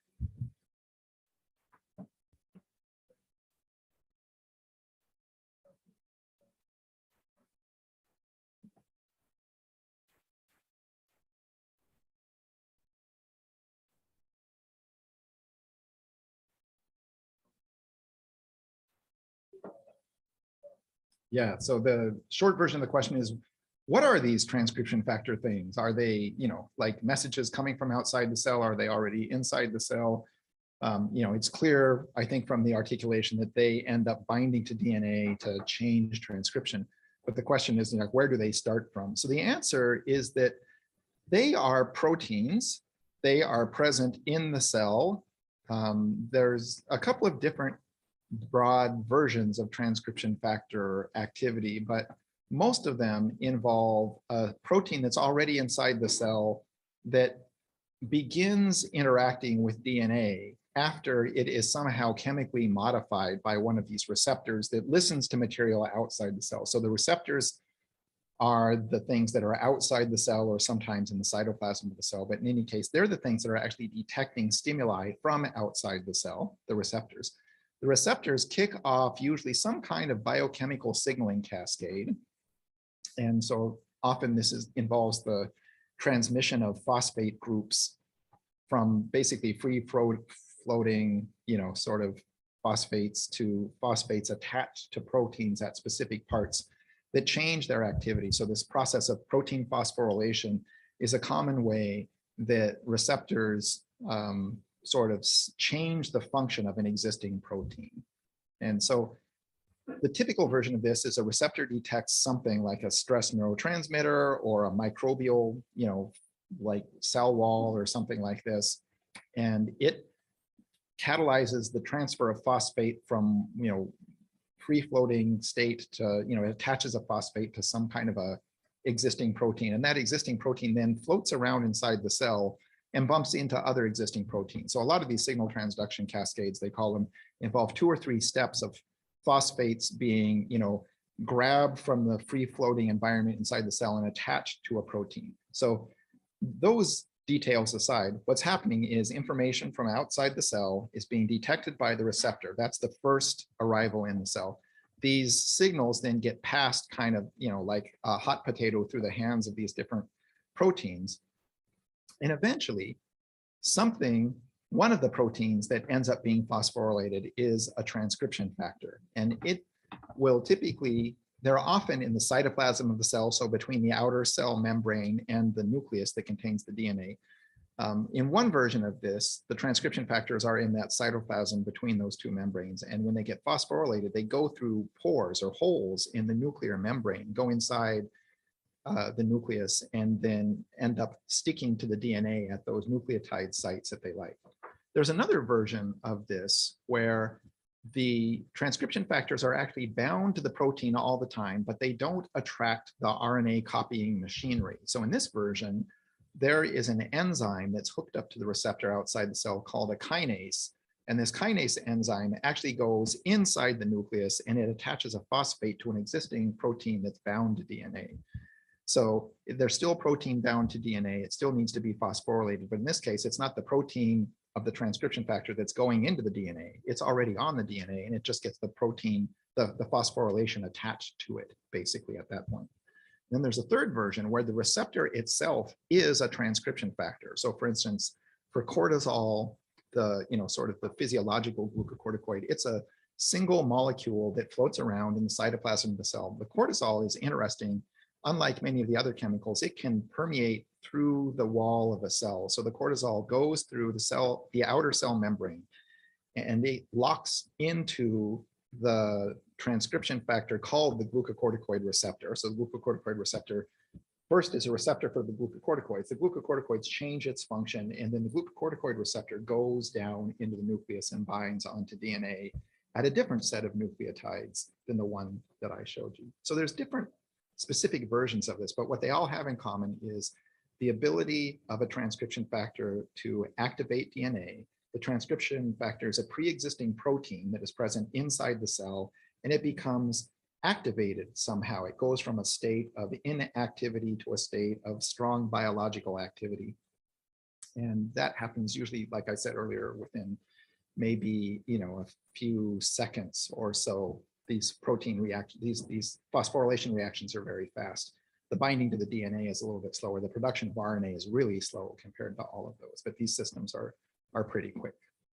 So does that basically make sense? Yeah. Okay, so what we're going to do is kind of go through some notes on statistical testing for gene list analyses. So remember the overarching scenario is we've got some kind of a variable of interest and we're looking to see which genes are associated with it in terms of their transcript levels. And then we're going to try and characterize these lists of genes, because just publishing gene lists is tedious to people. They don't want to read 300 transcript or 300 gene transcript names, the vast majority of which they don't recognize. It's sort of, people just don't find it that contributory. So we want to translate those gene lists into something more understandable and substantively usable, and hopefully also more statistically stable than individual genes, which are highly volatile. There's a fair amount of noise in their expression. So I'll take you through a couple of general things that people do with this kind of data. First, I should remind you that there are ways of analyzing the data if you don't have a substantive variable of interest. So I'm going to assume you've got a variable of interest, like I want to understand atherosclerosis versus not, or I want to understand living in poverty versus not, or I want to, I've got some external criterion variable to decide which genes are interesting. But there are some versions of this where you can basically just cluster genes by their correlation with one another. So this becomes, what we would call an unsupervised learning process, where we're essentially trying to take a 20,000 gene, sort of matrix and reduce the dimensionality from 20,000 dimensions corresponding to individual genes to a much smaller number of clusters of some sort or another. And literally in the early days, they would do cluster analysis for this kind of thing. Later, they started doing much more fancy stuff. There's still a fair amount of that stuff being done. Statisticians really do not like this stuff because it does, first, most of the early stage unsupervised learning things weren't really statistics at all. They were data transformations. And so you couldn't get p-values out of them, essentially, because they weren't really statistical models with statistical inference built in that produced p-values. And as a result, they produced crazy unreliable results. Like, you could take the same data set, alter a tiny little clustering parameter slightly, and often you get very, very different results. Much less can you get the same results from different runs of the same general study. So these have kind of waned a little bit in appeal because, and in fact, the thing that finally, sank them in general was that the typical thing people would do is cluster the data, and then they would say, which of these clusters correlates with my variable of interest? And there's like, if you've got a variable of interest, don't do a cluster analysis in the beginning to confuse everything. Go ahead and use your variable of interest to actually find the genes that are differentially expressed as a function of your variable of interest. In other words, if you are conceptually trying to do a regression, do a regression. Don't do a cluster analysis first and then try to do a regression on top of that. So there's not a whole lot of this kind of unsupervised learning going on among what you would call arguably serious people. There's still a lot of it going on by people who are just doing their thing and publishing their paper. You can do that if you want, but I'm not going to spend too much time on it because my impression is it's just not that really productive in the long run. So usually you're going to have some kind of substantive variable of interest, some a priori specified hypothesis, like I hypothesize that poverty is going to change the expression of some genes, or maybe even these genes. Maybe you've got a stronger hypothesis than that. But in any event, as long as you've got any kind of external criterion, then you should be in the world of supervised learning. And in that scenario, the next question is really, do you have, in addition to a substantive variable of interest to identify these genes, do you have any hypotheses about the genes themselves, about their characteristics or their nature? So we would call this a pre-specified or a priori gene hypothesis. Like, one characteristic might be inflammation. I hypothesize that not only is poverty going to be associated with some differences in gene expression, which I guess is not completely trivial, but neither, like very effective in advancing the frontiers of scientific knowledge. It'd be better if I could say, I hypothesize it's going to be associated with the expression of genes involved in these diseases that we know are correlated with poverty, and therefore provide some kind of insight into why poverty becomes these diseases or begets these diseases. So in that scenario, you might look at the subset of genes that are related to a disease of interest, a disease that's perhaps sort of already empirically associated with poverty due to social epidemiology. So if you don't have pre-specified gene hypotheses, the next question is, are you mostly interested in coming up with lists of individual genes, in which case you can do that unbiased genome-wide individual gene-specific association analysis that we talked about earlier, where you use a linear statistical model with correction for multiple testing across all of your genes. If, usually what they would do at that point is say, I'm still not satisfied. I want some kind of characterization of these genes in terms of higher order themes. So if you're interested in the biology of those differentially expressed genes, then you might take that gene set and do some kind of annotation analysis, as we talked about earlier. So in that scenario, that one question is like, why, what do we need biological hypotheses for? Why shouldn't we just do this genome-wide unbiased discovery analysis? So one answer to that is that gene-specific p-values generated by that approach tend to miss the mark of substantive relevance. In other words, they test a hypothesis that is different than the one that we ultimately want to write our paper about. We ultimately want to write our paper about inflammation, usually, not IL-1 alpha. We mostly want to write our papers about, let's say, like T cells and T cell aging or something, not about CD3 zeta, right? So if you knew what CD3 zeta was, you could just write that down and then everything would be fine. But most people don't know what CD3 zeta is, and so as a result, it's difficult to take a gene list that's characterized in terms of specific gene names and actually have people take something useful away from it. So you might instead want to come up with this more abstract construct of, T cell naive versus, mature terminal differentiation. So I'd like my p-value to test that hypothesis, not the CD3 zeta hypothesis 30 or 40 different times, especially if only 3 of those are statistically significant and sort of like 27 of them aren't. Then what am I to draw from that kind of analysis? So they don't really neatly map onto the substantive questions.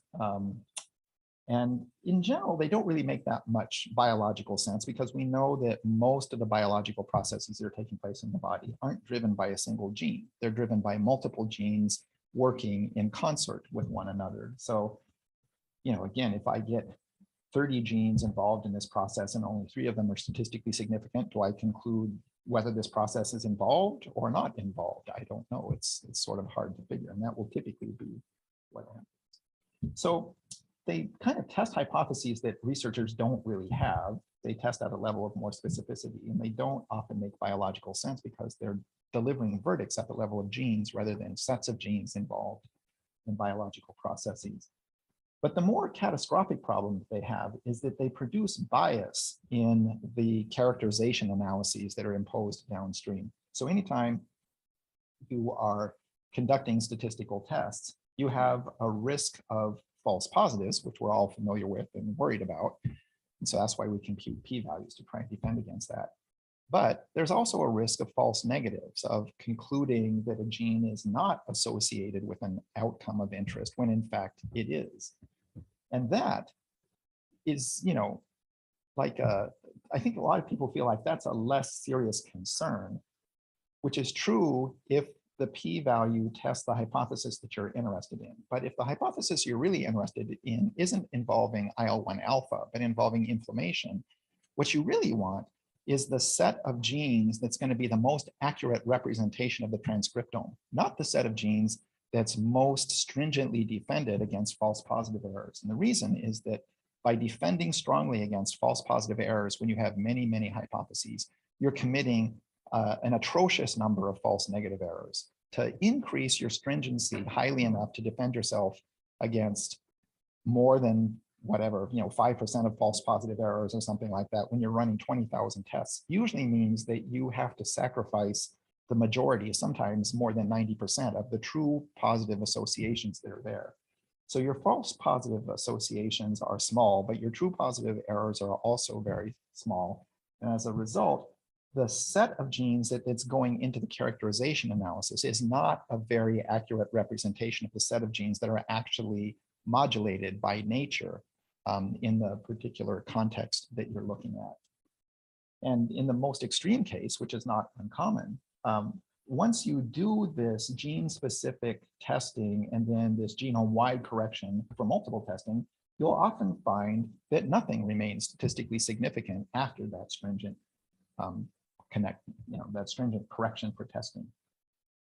So you might be inclined to accept the null hypothesis essentially and just say, well, then nothing happened in this experiment, except as I showed you earlier, it's not uncommon to find distributions where it looks like there's a pretty significant excess of small p-values, but it's not an astronomically high spike that would be enough to get you through the false discovery rate correction, much less the Bonferroni correction.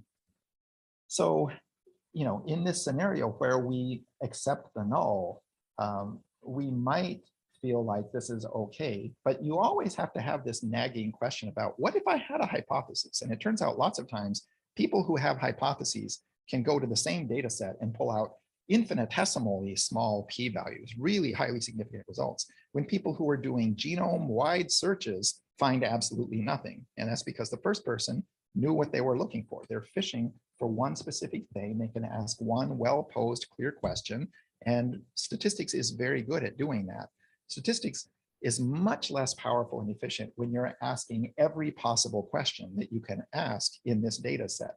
So sometimes we really don't have hypotheses. Sometimes you have no pre-existing knowledge, and so that's not unreasonable to do that genome-wide approach. But in many cases, the same data set could be useful to somebody sitting next to you who has only one simple, very clear question. So that is a case where you could draw very different substantive conclusions. If you're doing the genome-wide testing infrastructure and you come up with nothing, you accept the null, declare nothing happened. Whereas this person says, I'm interested in inflammation, and lo and behold, there it is at p less than 0.001 or something like that. And I replicated this 4 times and it seems to be true, and I cross-validated in all these other studies. And this happens all the time. In fact, this is what led to the change in statistical analysis among RNA people, is they had done all these studies for years of, let's say, antiviral response. They knew if they did this, that the interferon system would come on. Then they got their microarray data, and the microarray data said nothing happened, absolutely nothing happened. Like, I did an RT-PCR on interferon beta, and it happened tenfold every time I did it. It was like p less than 0.001. How is it that this much better measurement infrastructure is telling me nothing happened when this much simpler measurement infrastructure, which I've been working with for years and have great trust in, tells me very clearly that something happened. And we know this must happen because otherwise we would all die from viral infections. So it's this kind of, it's glorious to be able to survey the entire genome at the same time, but it comes with great responsibility, I think, and it hasn't always been deployed with that kind of responsibility. There's a lot of cavalier, nothing happened here, get out of my office kind of stuff from biostatisticians especially.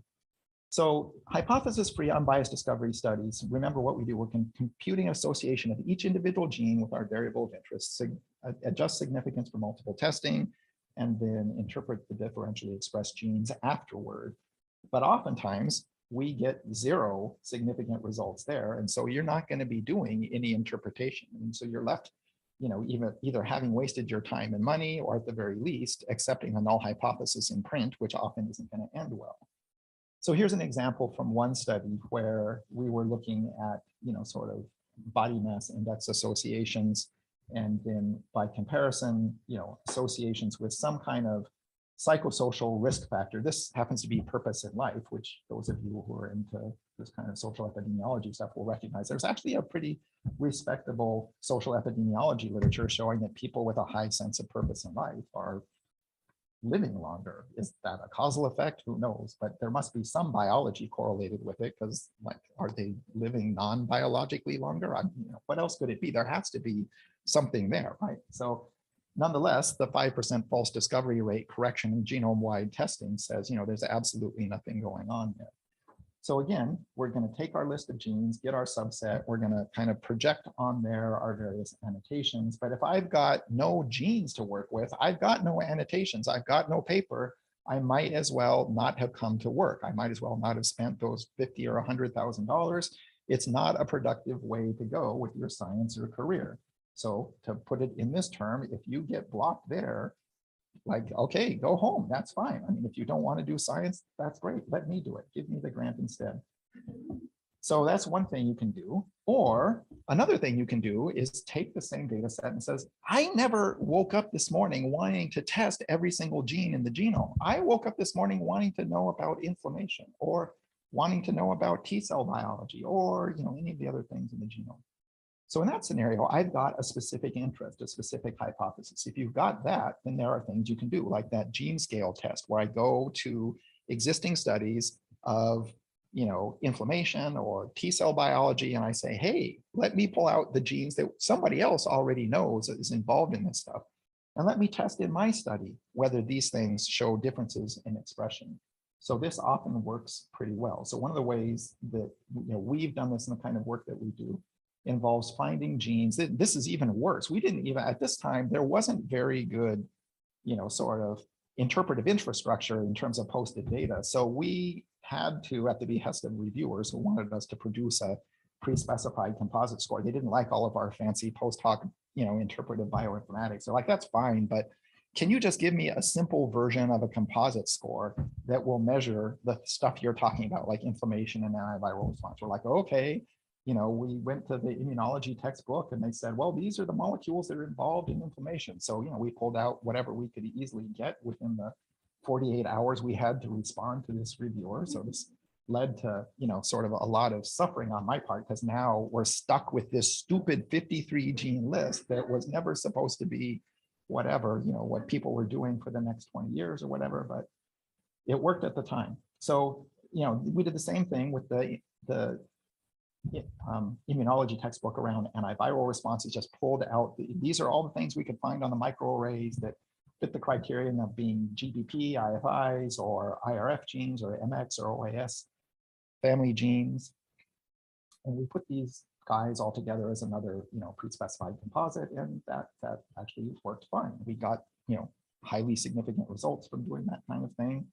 I didn't especially like it because I don't trust the immunology textbook that much, to be honest. There's all kinds of other stuff happening out there that we don't know, or that the powerful people who preside over publications within, I work in this world, I know it's a mafia. And so, like if you are interested in this stuff, how many people were going to publish on neurogenesis for the, the 20 years up until 2000 and the 10 years after? No one is going to publish on neurogenesis on that because of one person, right? This happens all the time in immunology as well. So, we'll go over this kind of pre-specified gene set stuff just in a little bit more detail at the moment, just to give you some other ideas about how to do this besides creating one composite score. We'll talk about why composite scores are actually tricky with RNA data because of the characteristics of RNA data. But one of the things that we can do is, instead of comprising a single integrated composite score, we can leave the gene data in their original native form and then just ask whether there's a marginal association among all of these genes on average with some predictor of interest.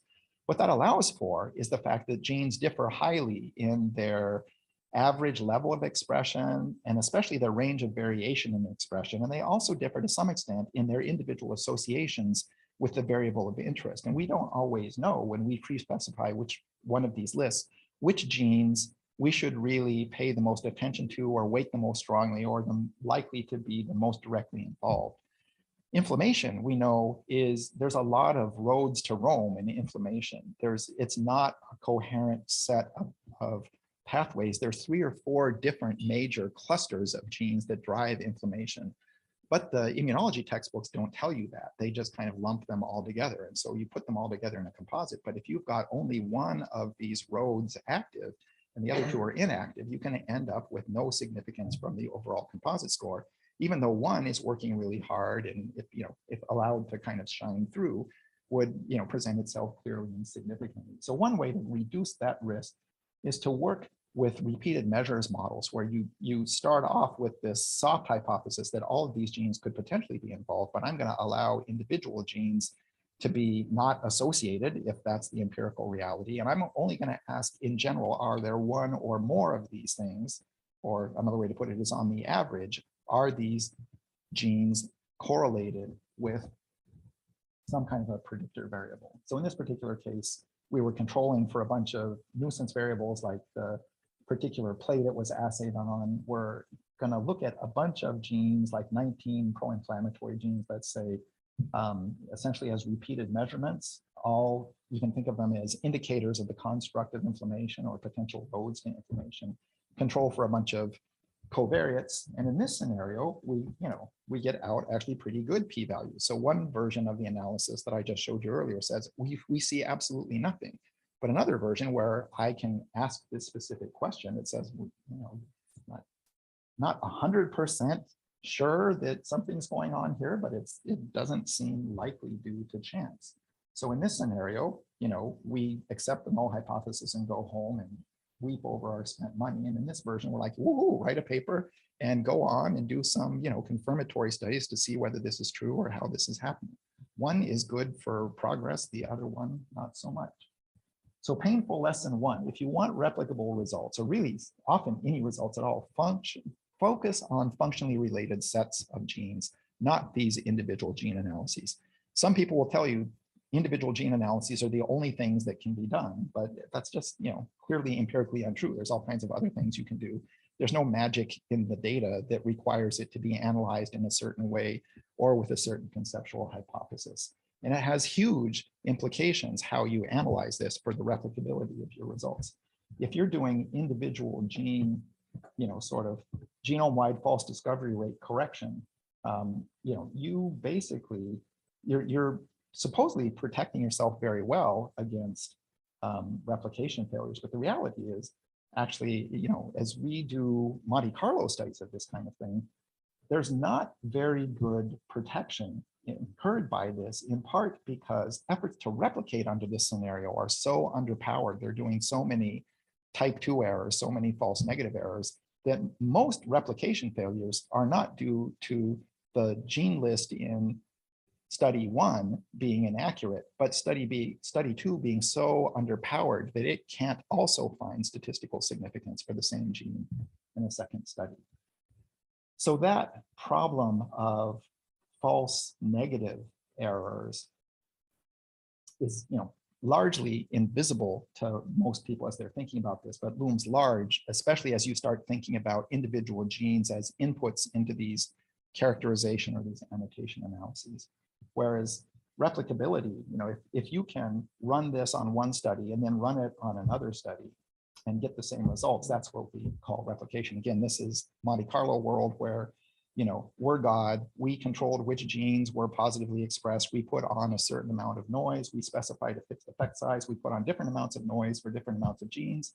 The gray box plot on the bottom shows you the empirical distribution of the noise that, we're putting on there. The middle 50% of the box plot, the rectangle on the box on the box, I guess, is the, sort of the range of general variation in gene expression, stochastic behavior in the microarray world at the time that we were doing this kind of stuff. So you can see that, most gene data falls in the range of about a 0.4 to a 0.8 standard deviation in log2 expression units. And we're looking at a 1.25-fold true effect size in a set of, I think it was like maybe 10 or I guess, I'm trying to remember what it was, but anyway, to make a long story short, we controlled, we created the data, so we know what's a true positive, what's a false positive. We put on the stochastic noise that's characteristic of what real microarray data would have been like.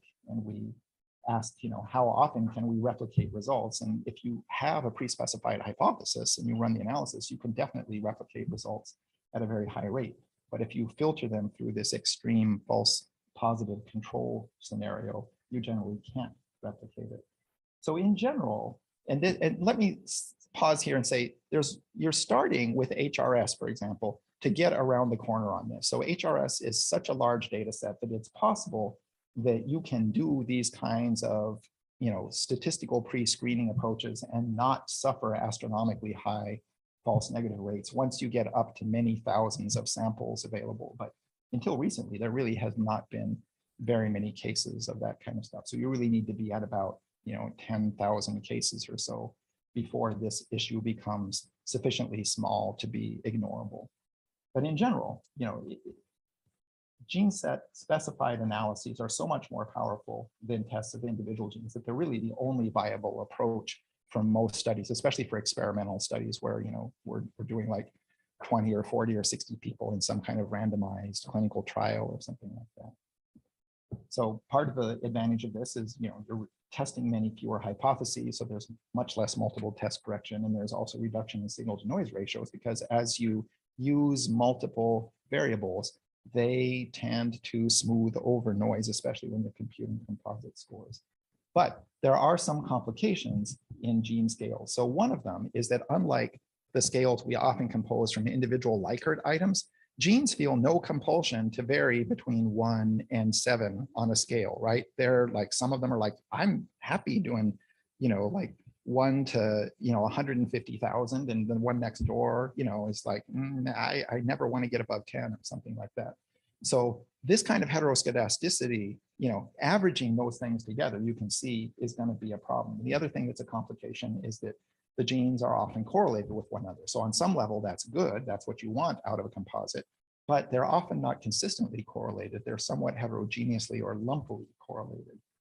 So this is a kind of a cartoon version of the heteroscedasticity issue. So these are a bunch of genes, maybe 8 genes that we're interested in creating a composite score for. You can see a couple of them have relatively large variation compared to the other ones. So if we simply sum those things and then divide by 8, that's what the composite is going to look like. It's going to be driven predominantly by the genes that have the highest true, you know, the highest original variance, basically. And the other ones are going to have relatively little effect to the point of, you know, asymptotically 0 effect. So another alternative, which is kind of the natural response most of us would have, was like, okay, why not just standardize those things so that their you know, total variance is the same? So the answer to that, the answer to why not, often comes from the fact that this total variance isn't like, I know in the statistics textbook, it's just like this random term at the end of your deterministic linear model. But in reality, these variances, these, you know, stochastic residuals and stuff like that, are often real stuff. They're not just simply noise. They're often unmeasured covariates or confounders or whatever you want to think about it. And even more interestingly, because of the way these transcription factors work, remember that each of these transcription factors is adding a certain number of votes for transcription of this particular gene. So if I'm turning on one transcription factor, it can bind to the promoters of all of those genes and add one more vote for each of them. But for some of these genes, one vote will make a big difference. For other genes, there's lots of votes involved, and adding one more vote won't really make a very big difference.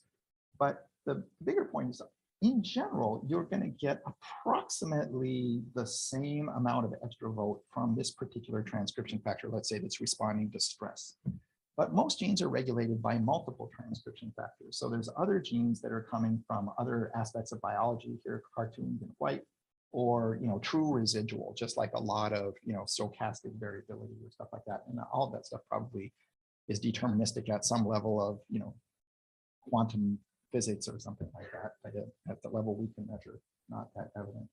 What's interesting is that in many cases, when you can actually quantify this, the effect of interest, in this case, let's say psychologically driven biology, is relatively consistent across the genes in the original transcriptional magnitude, even though other factors that influence that gene's transcription are more heterogeneous.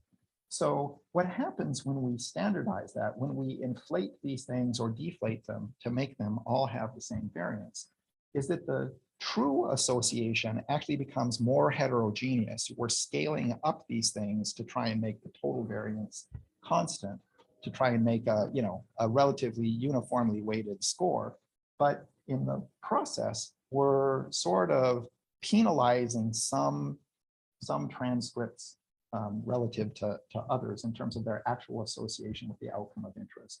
So it can make that less uniform. And if what we're doing when we analyze the data is producing a signal to noise ratio, so essentially a ratio of the salmon colored bar to what is the residual, I guess the blue bar or something like that. So I'm going to fit my linear model.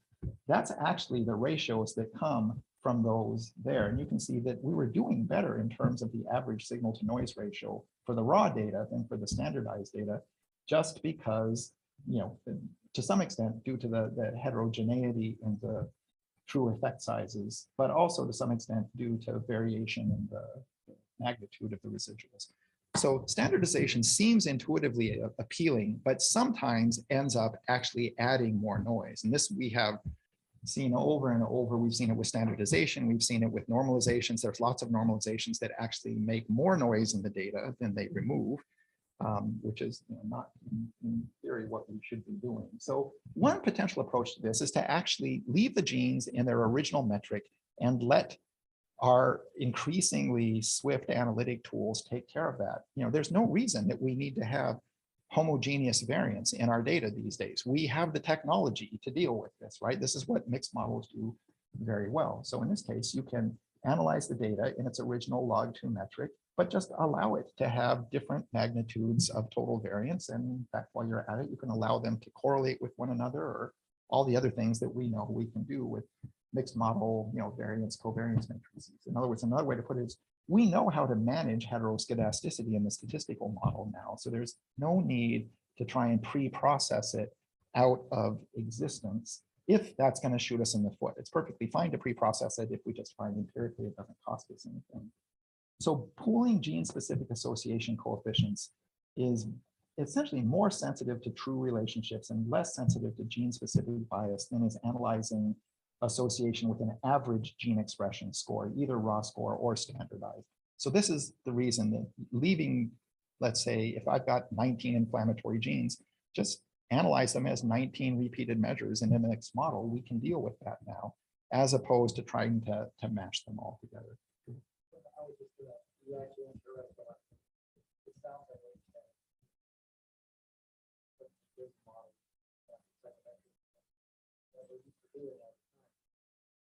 Yeah, that's it. It's totally a psychometric ripoff, basically. Yeah, I mean, it's essentially taking stuff that works, in another world and saying, hey, if that would really be useful over here.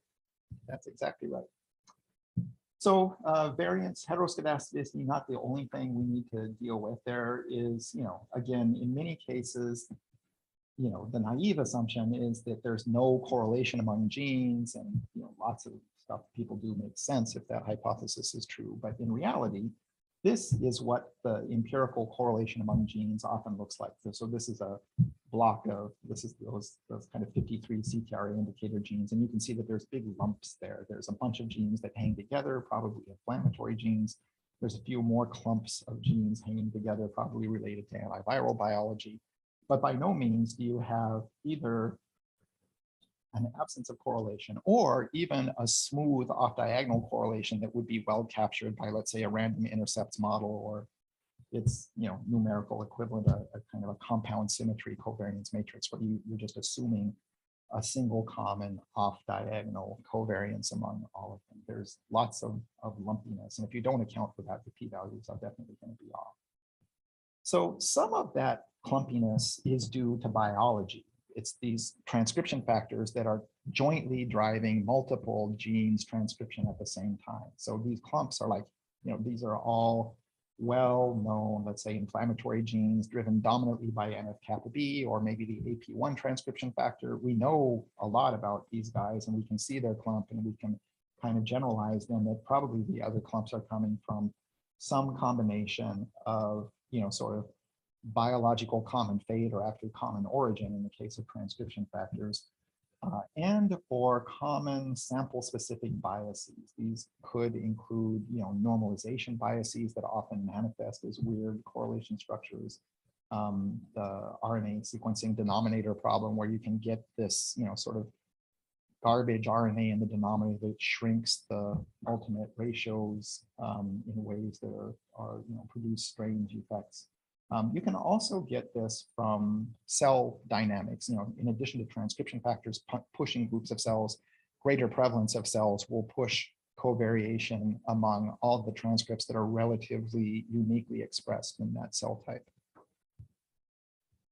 So this is a kind of an empirical just factor analysis showing what these supposedly or ideally, or at least initially advertised as, useful general scales like antiviral genes, it turns out they typically have substantial internal structure. They've got factors, like in this case, maybe 3 or 4 major factors. There's some, genes that are kind of all off there by themselves and not part of a tighter conspiracy, but there's big blocks of genes that are really highly correlated with one another. And that's what's driving these kinds of effects.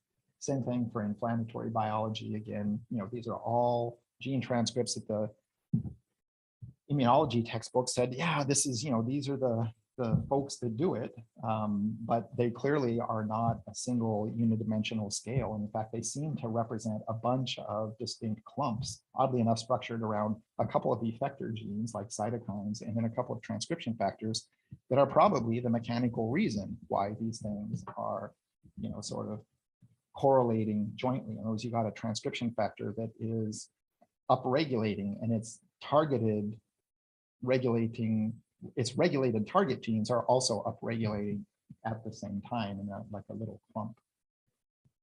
So managing intergene correlations, the way we typically do this is by either modeling in random intercepts, which is again assuming an off diagonal there. So in this particular scenario, we treat genes as repeated measurements, and we say, okay, let's hypothesize that there's compound symmetry association. That's a single off diagonal.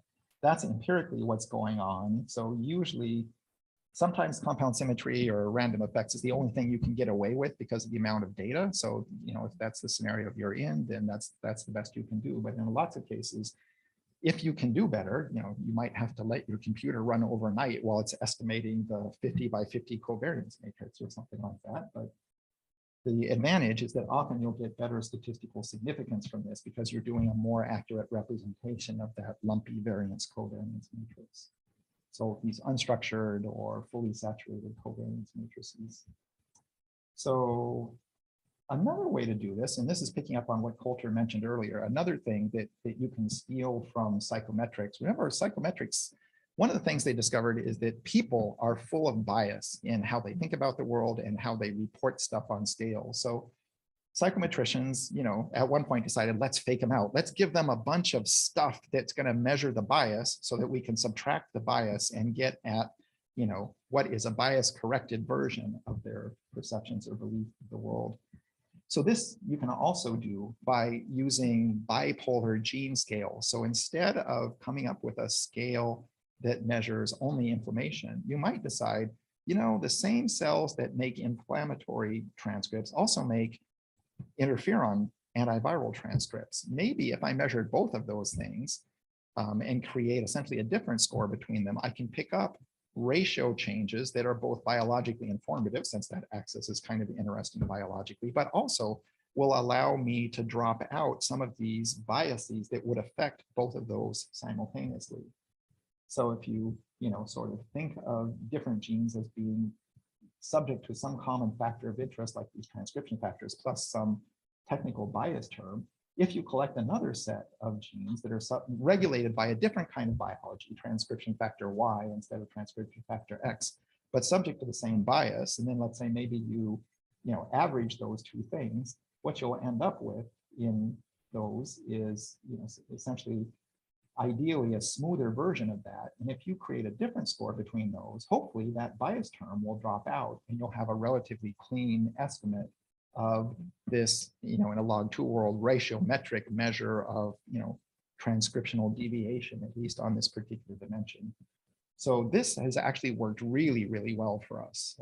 This is like a surprising piece of, like a very good theft from psychometrics. So it's definitely worth thinking about having bipolar scales, even if one of the poles is not of great interest to you. So often we do this implicitly when we control for cell type abundance. That actually becomes essentially one of the things that gets stripped out of the stochastic variation that would happen otherwise. So implicitly, this is a lot like controlling for measures of cell type abundance to leave only the per cell variation beyond those things.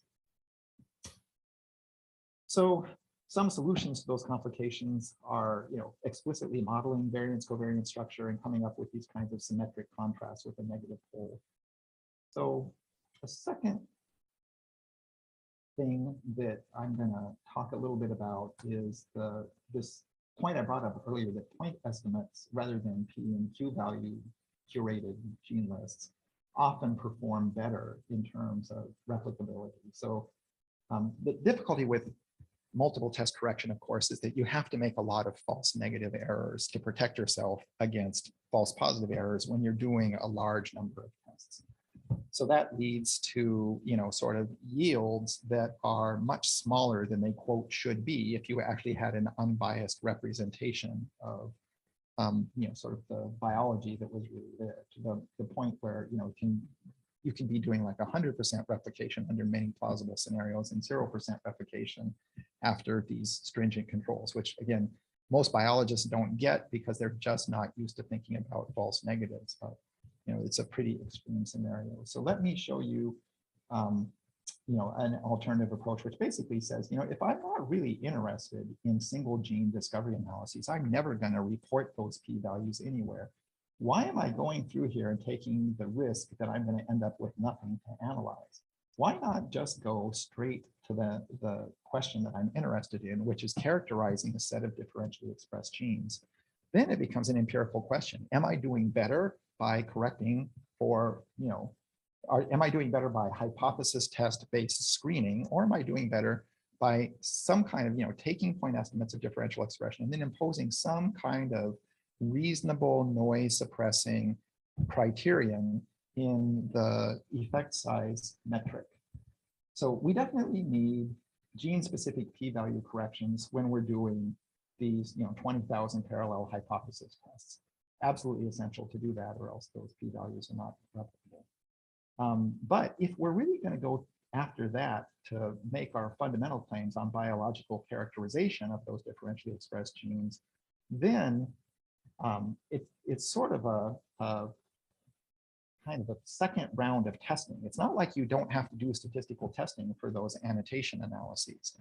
So the idea that you're running statistical tests twice should always be at least a yellow flag, right? It means you probably haven't formulated or crystallized your approach as well as you should have. Ideally, if you're doing things the way you should have one p-value corresponding to each substantive hypothesis you're testing.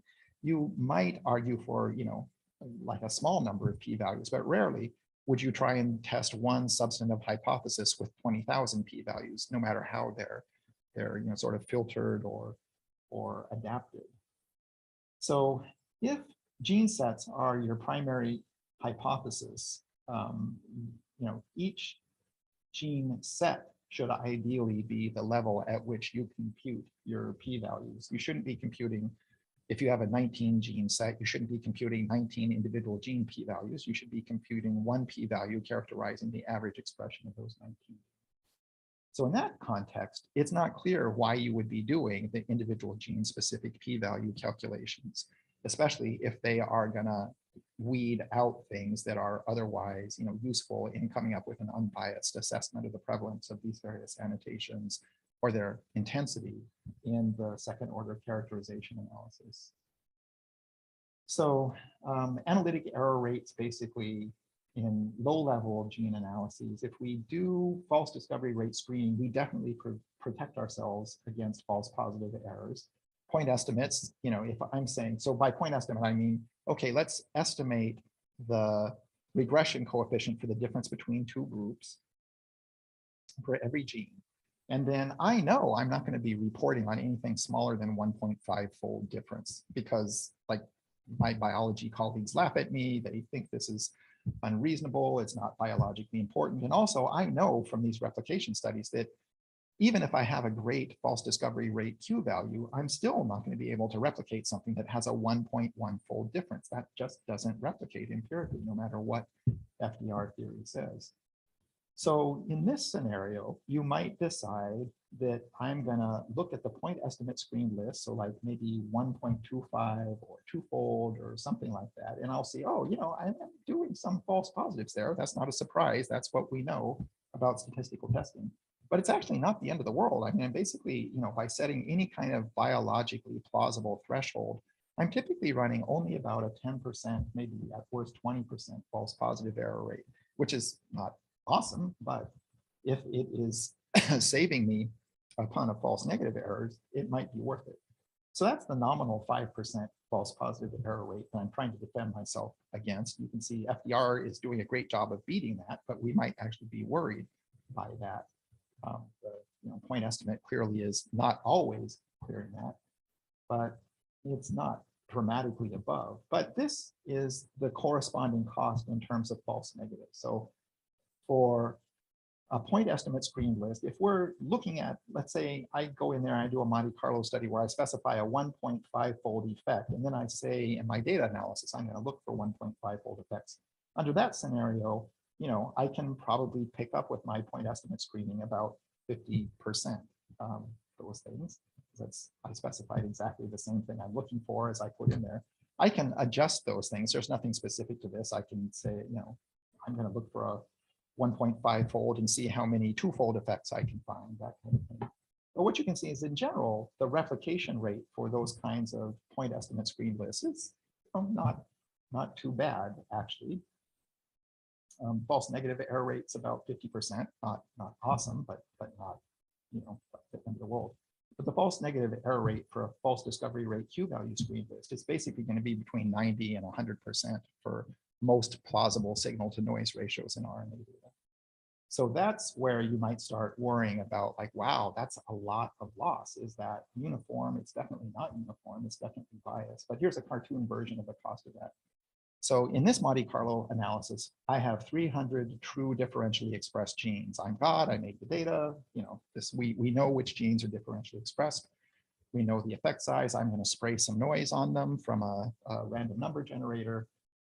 If I'm running 90% false negative rates, which is kind of typical for the false discovery rate curated gene lists, then out of those 300 genes in study 1, I'm going to pick up maybe 30 of them, 10% are going to sort of make it through.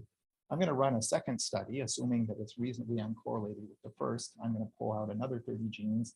And the number that I'm going to call my apparent replication rate is about 3-ish or something like that, right? Not very good. Like I could conclude from this that even with this extreme false discovery rate control, I'm still only replicating about 10% of the results. Most biologists, when they discover this, become very irate because they thought the false discovery rate was promising them replicability, when in fact, as you guys probably mostly know, that's not what they're promising them.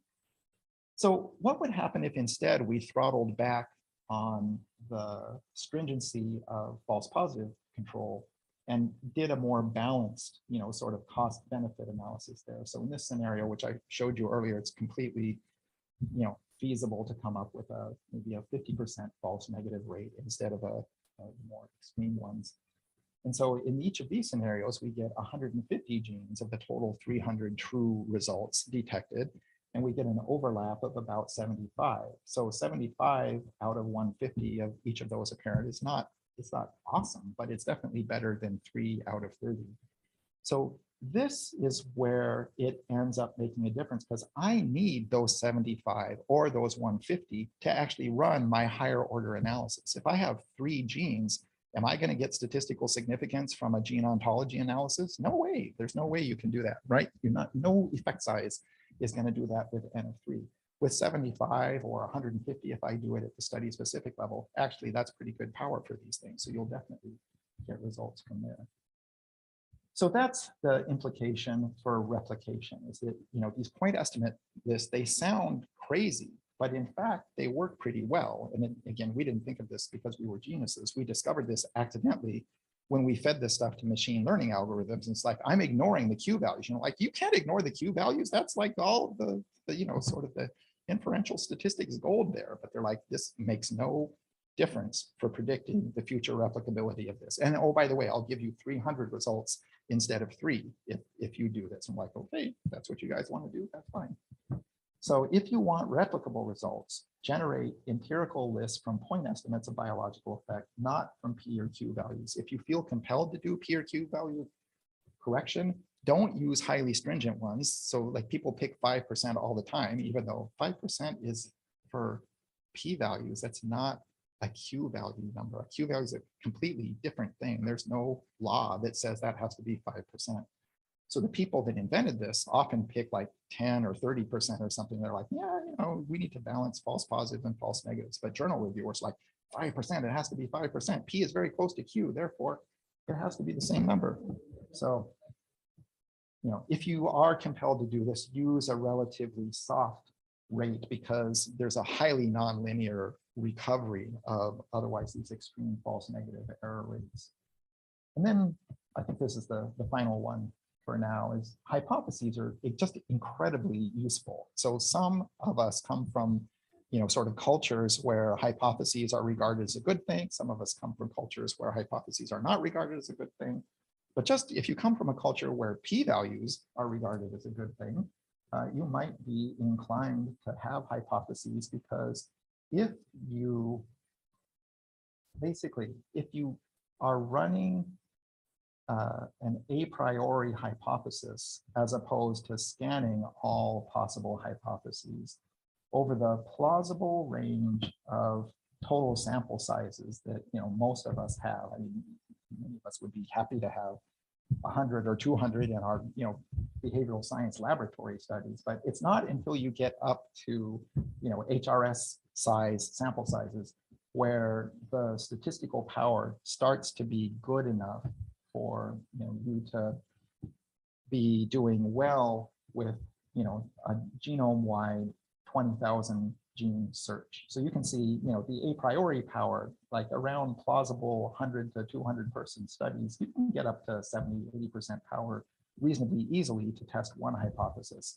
But you're like still stumbling towards, you know, acceptable power when you have, you know, 20,000 genes that you're trying to study with false discovery rate correction, right, under the approximation of like a 100-fold p-value cost for false discovery rate correction. Obviously, that's going to vary a little bit depending on the data, because false discovery rate isn't just a you know, a linear division of your original p-value the way Fanfroni is. It's data dependent on the number of results that get produced, but nonetheless, on average, it tends to crack the p-value down by, you know, 10 to 100-fold in order to match the false discovery rate to the p-value. So even if you can narrow your hypotheses to 20, you're still doing pretty well, as opposed to, you know, 20,000. So it's you know, still worth using restricted annotation spaces to do discovery work, even if you know, are the most important thing is to don't fall for the you know, the bait in doing correction for 20,000 genes if you're not going to interpret at an individual gene level. If you can get those 20,000 genes projected into 200 hypotheses or 20 hypotheses, you're going to get a massive increase in power at plausible sample sizes. Okay, so even a bunch of hypotheses is better than no hypotheses at all or genome-wide fishing. So the final thing I'll leave you with is the false discovery rates, in addition to not providing the replication that you know, sort of most people's intuition would suggest that they should be, they also they have some problem, and actually it's pretty difficult for most of us to figure this out. The most brilliant statistician of our era is still not totally sure why this is, but you know, we know that false discovery rates don't actually control false discovery rates at the rate that they claim to, at least theoretically. And it appears, as far as, you know, Brad Efron can tell, that that has to do with this lumpy correlation structure.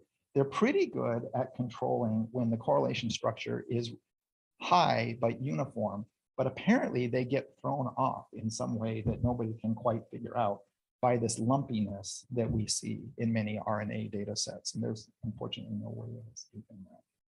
So here's the take-home points, the punch list. I promised you guys there would be notes later. So the kind of the philosophy take-home points are, you know, focus on sets of genes, not individual genes. There's reasons for that I won't repeat. There's two basic types of gene set analyses: gene scale analyses, where we use some other information to form a scale a priori, and or a repeated measures analysis, and then we go to our data and we test it. And then there's an empirical annotation analysis where I start with my data, I find my differentially expressed genes, and then I try to annotate them or map them into a space from other annotation resources, either expert curations or empirical data from other studies. Strangely enough, the second one works better in part because it seems like you know, when you focus on your data at hand, it's more relevant to what you're doing than when you start with somebody else's data at hand, especially if there's a difference in cell types or animal models or other stuff like that. So probably better to stick with your own stuff. And then there's a bunch of points to maximize the replicability of annotation analyses. These aren't things that you would necessarily do if you were drawing conclusions about individual genes one at a time. But when your primary interest is in these biological themes, there's a bunch of things that you can do to avoid accidentally undermining your ability to find these things. So I'm going to skip this. We talked about this earlier. Different modes of analysis would lead you to dramatically different conclusions. Some of these conclusions are there's nothing there, you should go home and or drop this line of research or whatever. Other things are like, hey, you know, that idea you had is, you know, there's some reasonable data to suggest it. There's some additional ways you could pursue this line of research in the future. Bioinformatics is good for providing soft support or, you know, sort of a brief nudge for where you go in the future. It's not awesome as a standalone endpoint because, you know, they're all inferences derived from data, but those are useful things in the research enterprise. No study is perfect. None of us is going to get to, you know, sort of the perfect study from any observation. That's for sure. So the big take-home point: work with the gene sets, not against them. Try to model in the set world. Don't try to, you know, sort of like evade that or power through it. Surf the energy, you'll get more power. If you work with sets and compute p-values there, you'll get more reliability in your inferences about the activity of these sets because you're treating genes as indicators rather than outcomes in their own right, and you'll get a better sense of what's going on so that you can report that in papers. So briefly, don't be running around trying to find the needle in the haystack in a super hazy measurement scenario. It's a much better idea to write papers about haystacks than about needles. It's much easier to, you know, find reliable results that way. So think about the big picture and the system as a whole, not the individual genes as if there's like the magic that will, you know, sort of make it all happen or the key to everything. So with that, the recipes I described to you earlier, these are, you know, sort of the step through for how to do hypothesis-free individual gene transcriptome-wide association studies. This is also the first part down to about, you know, step 2 or something that drives the results for the empirical gene set annotation analyses where we find differentially expressed genes and then interpret them using external information. And then finally, these pre-specified gene scales where you can start with the same basic data resource, but then pull out the rows that correspond to your genes of interest, average those, or put those into a repeated measures analysis and get the same thing. So you survived. We'll do some Q&A now. Tonight, dinner at 6, the same fine venue we visited for lunch. Tomorrow, what we're going to do is a little bit more introductions of ourselves around substantive interests. And then we're going to do this practical workshop where you work either with your own data if you have it, or with model data that we have available that you can download from that Google Drive link there. That's also should be in an email we sent you. And you'll work on, you know, reading data in, estimating differential expression, and then various ways of interpreting them bioinformatically. We'll do a early morning kind of report out on how things are going.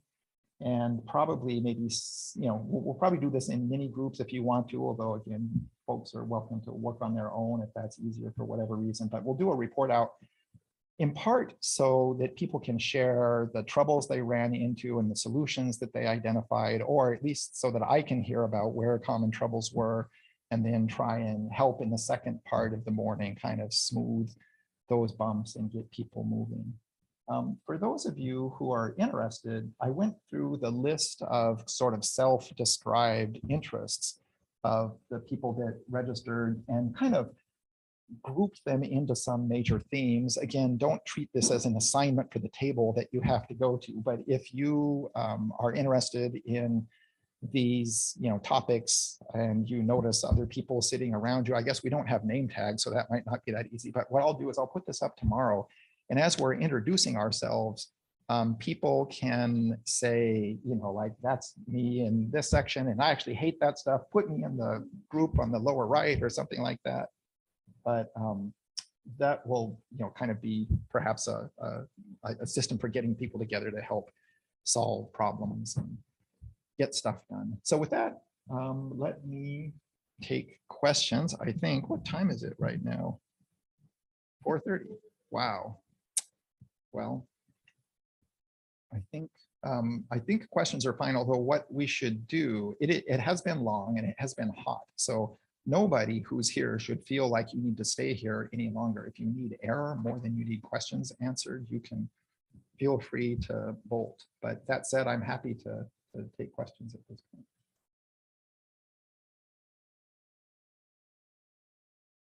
All right. The no air has stopped the questions.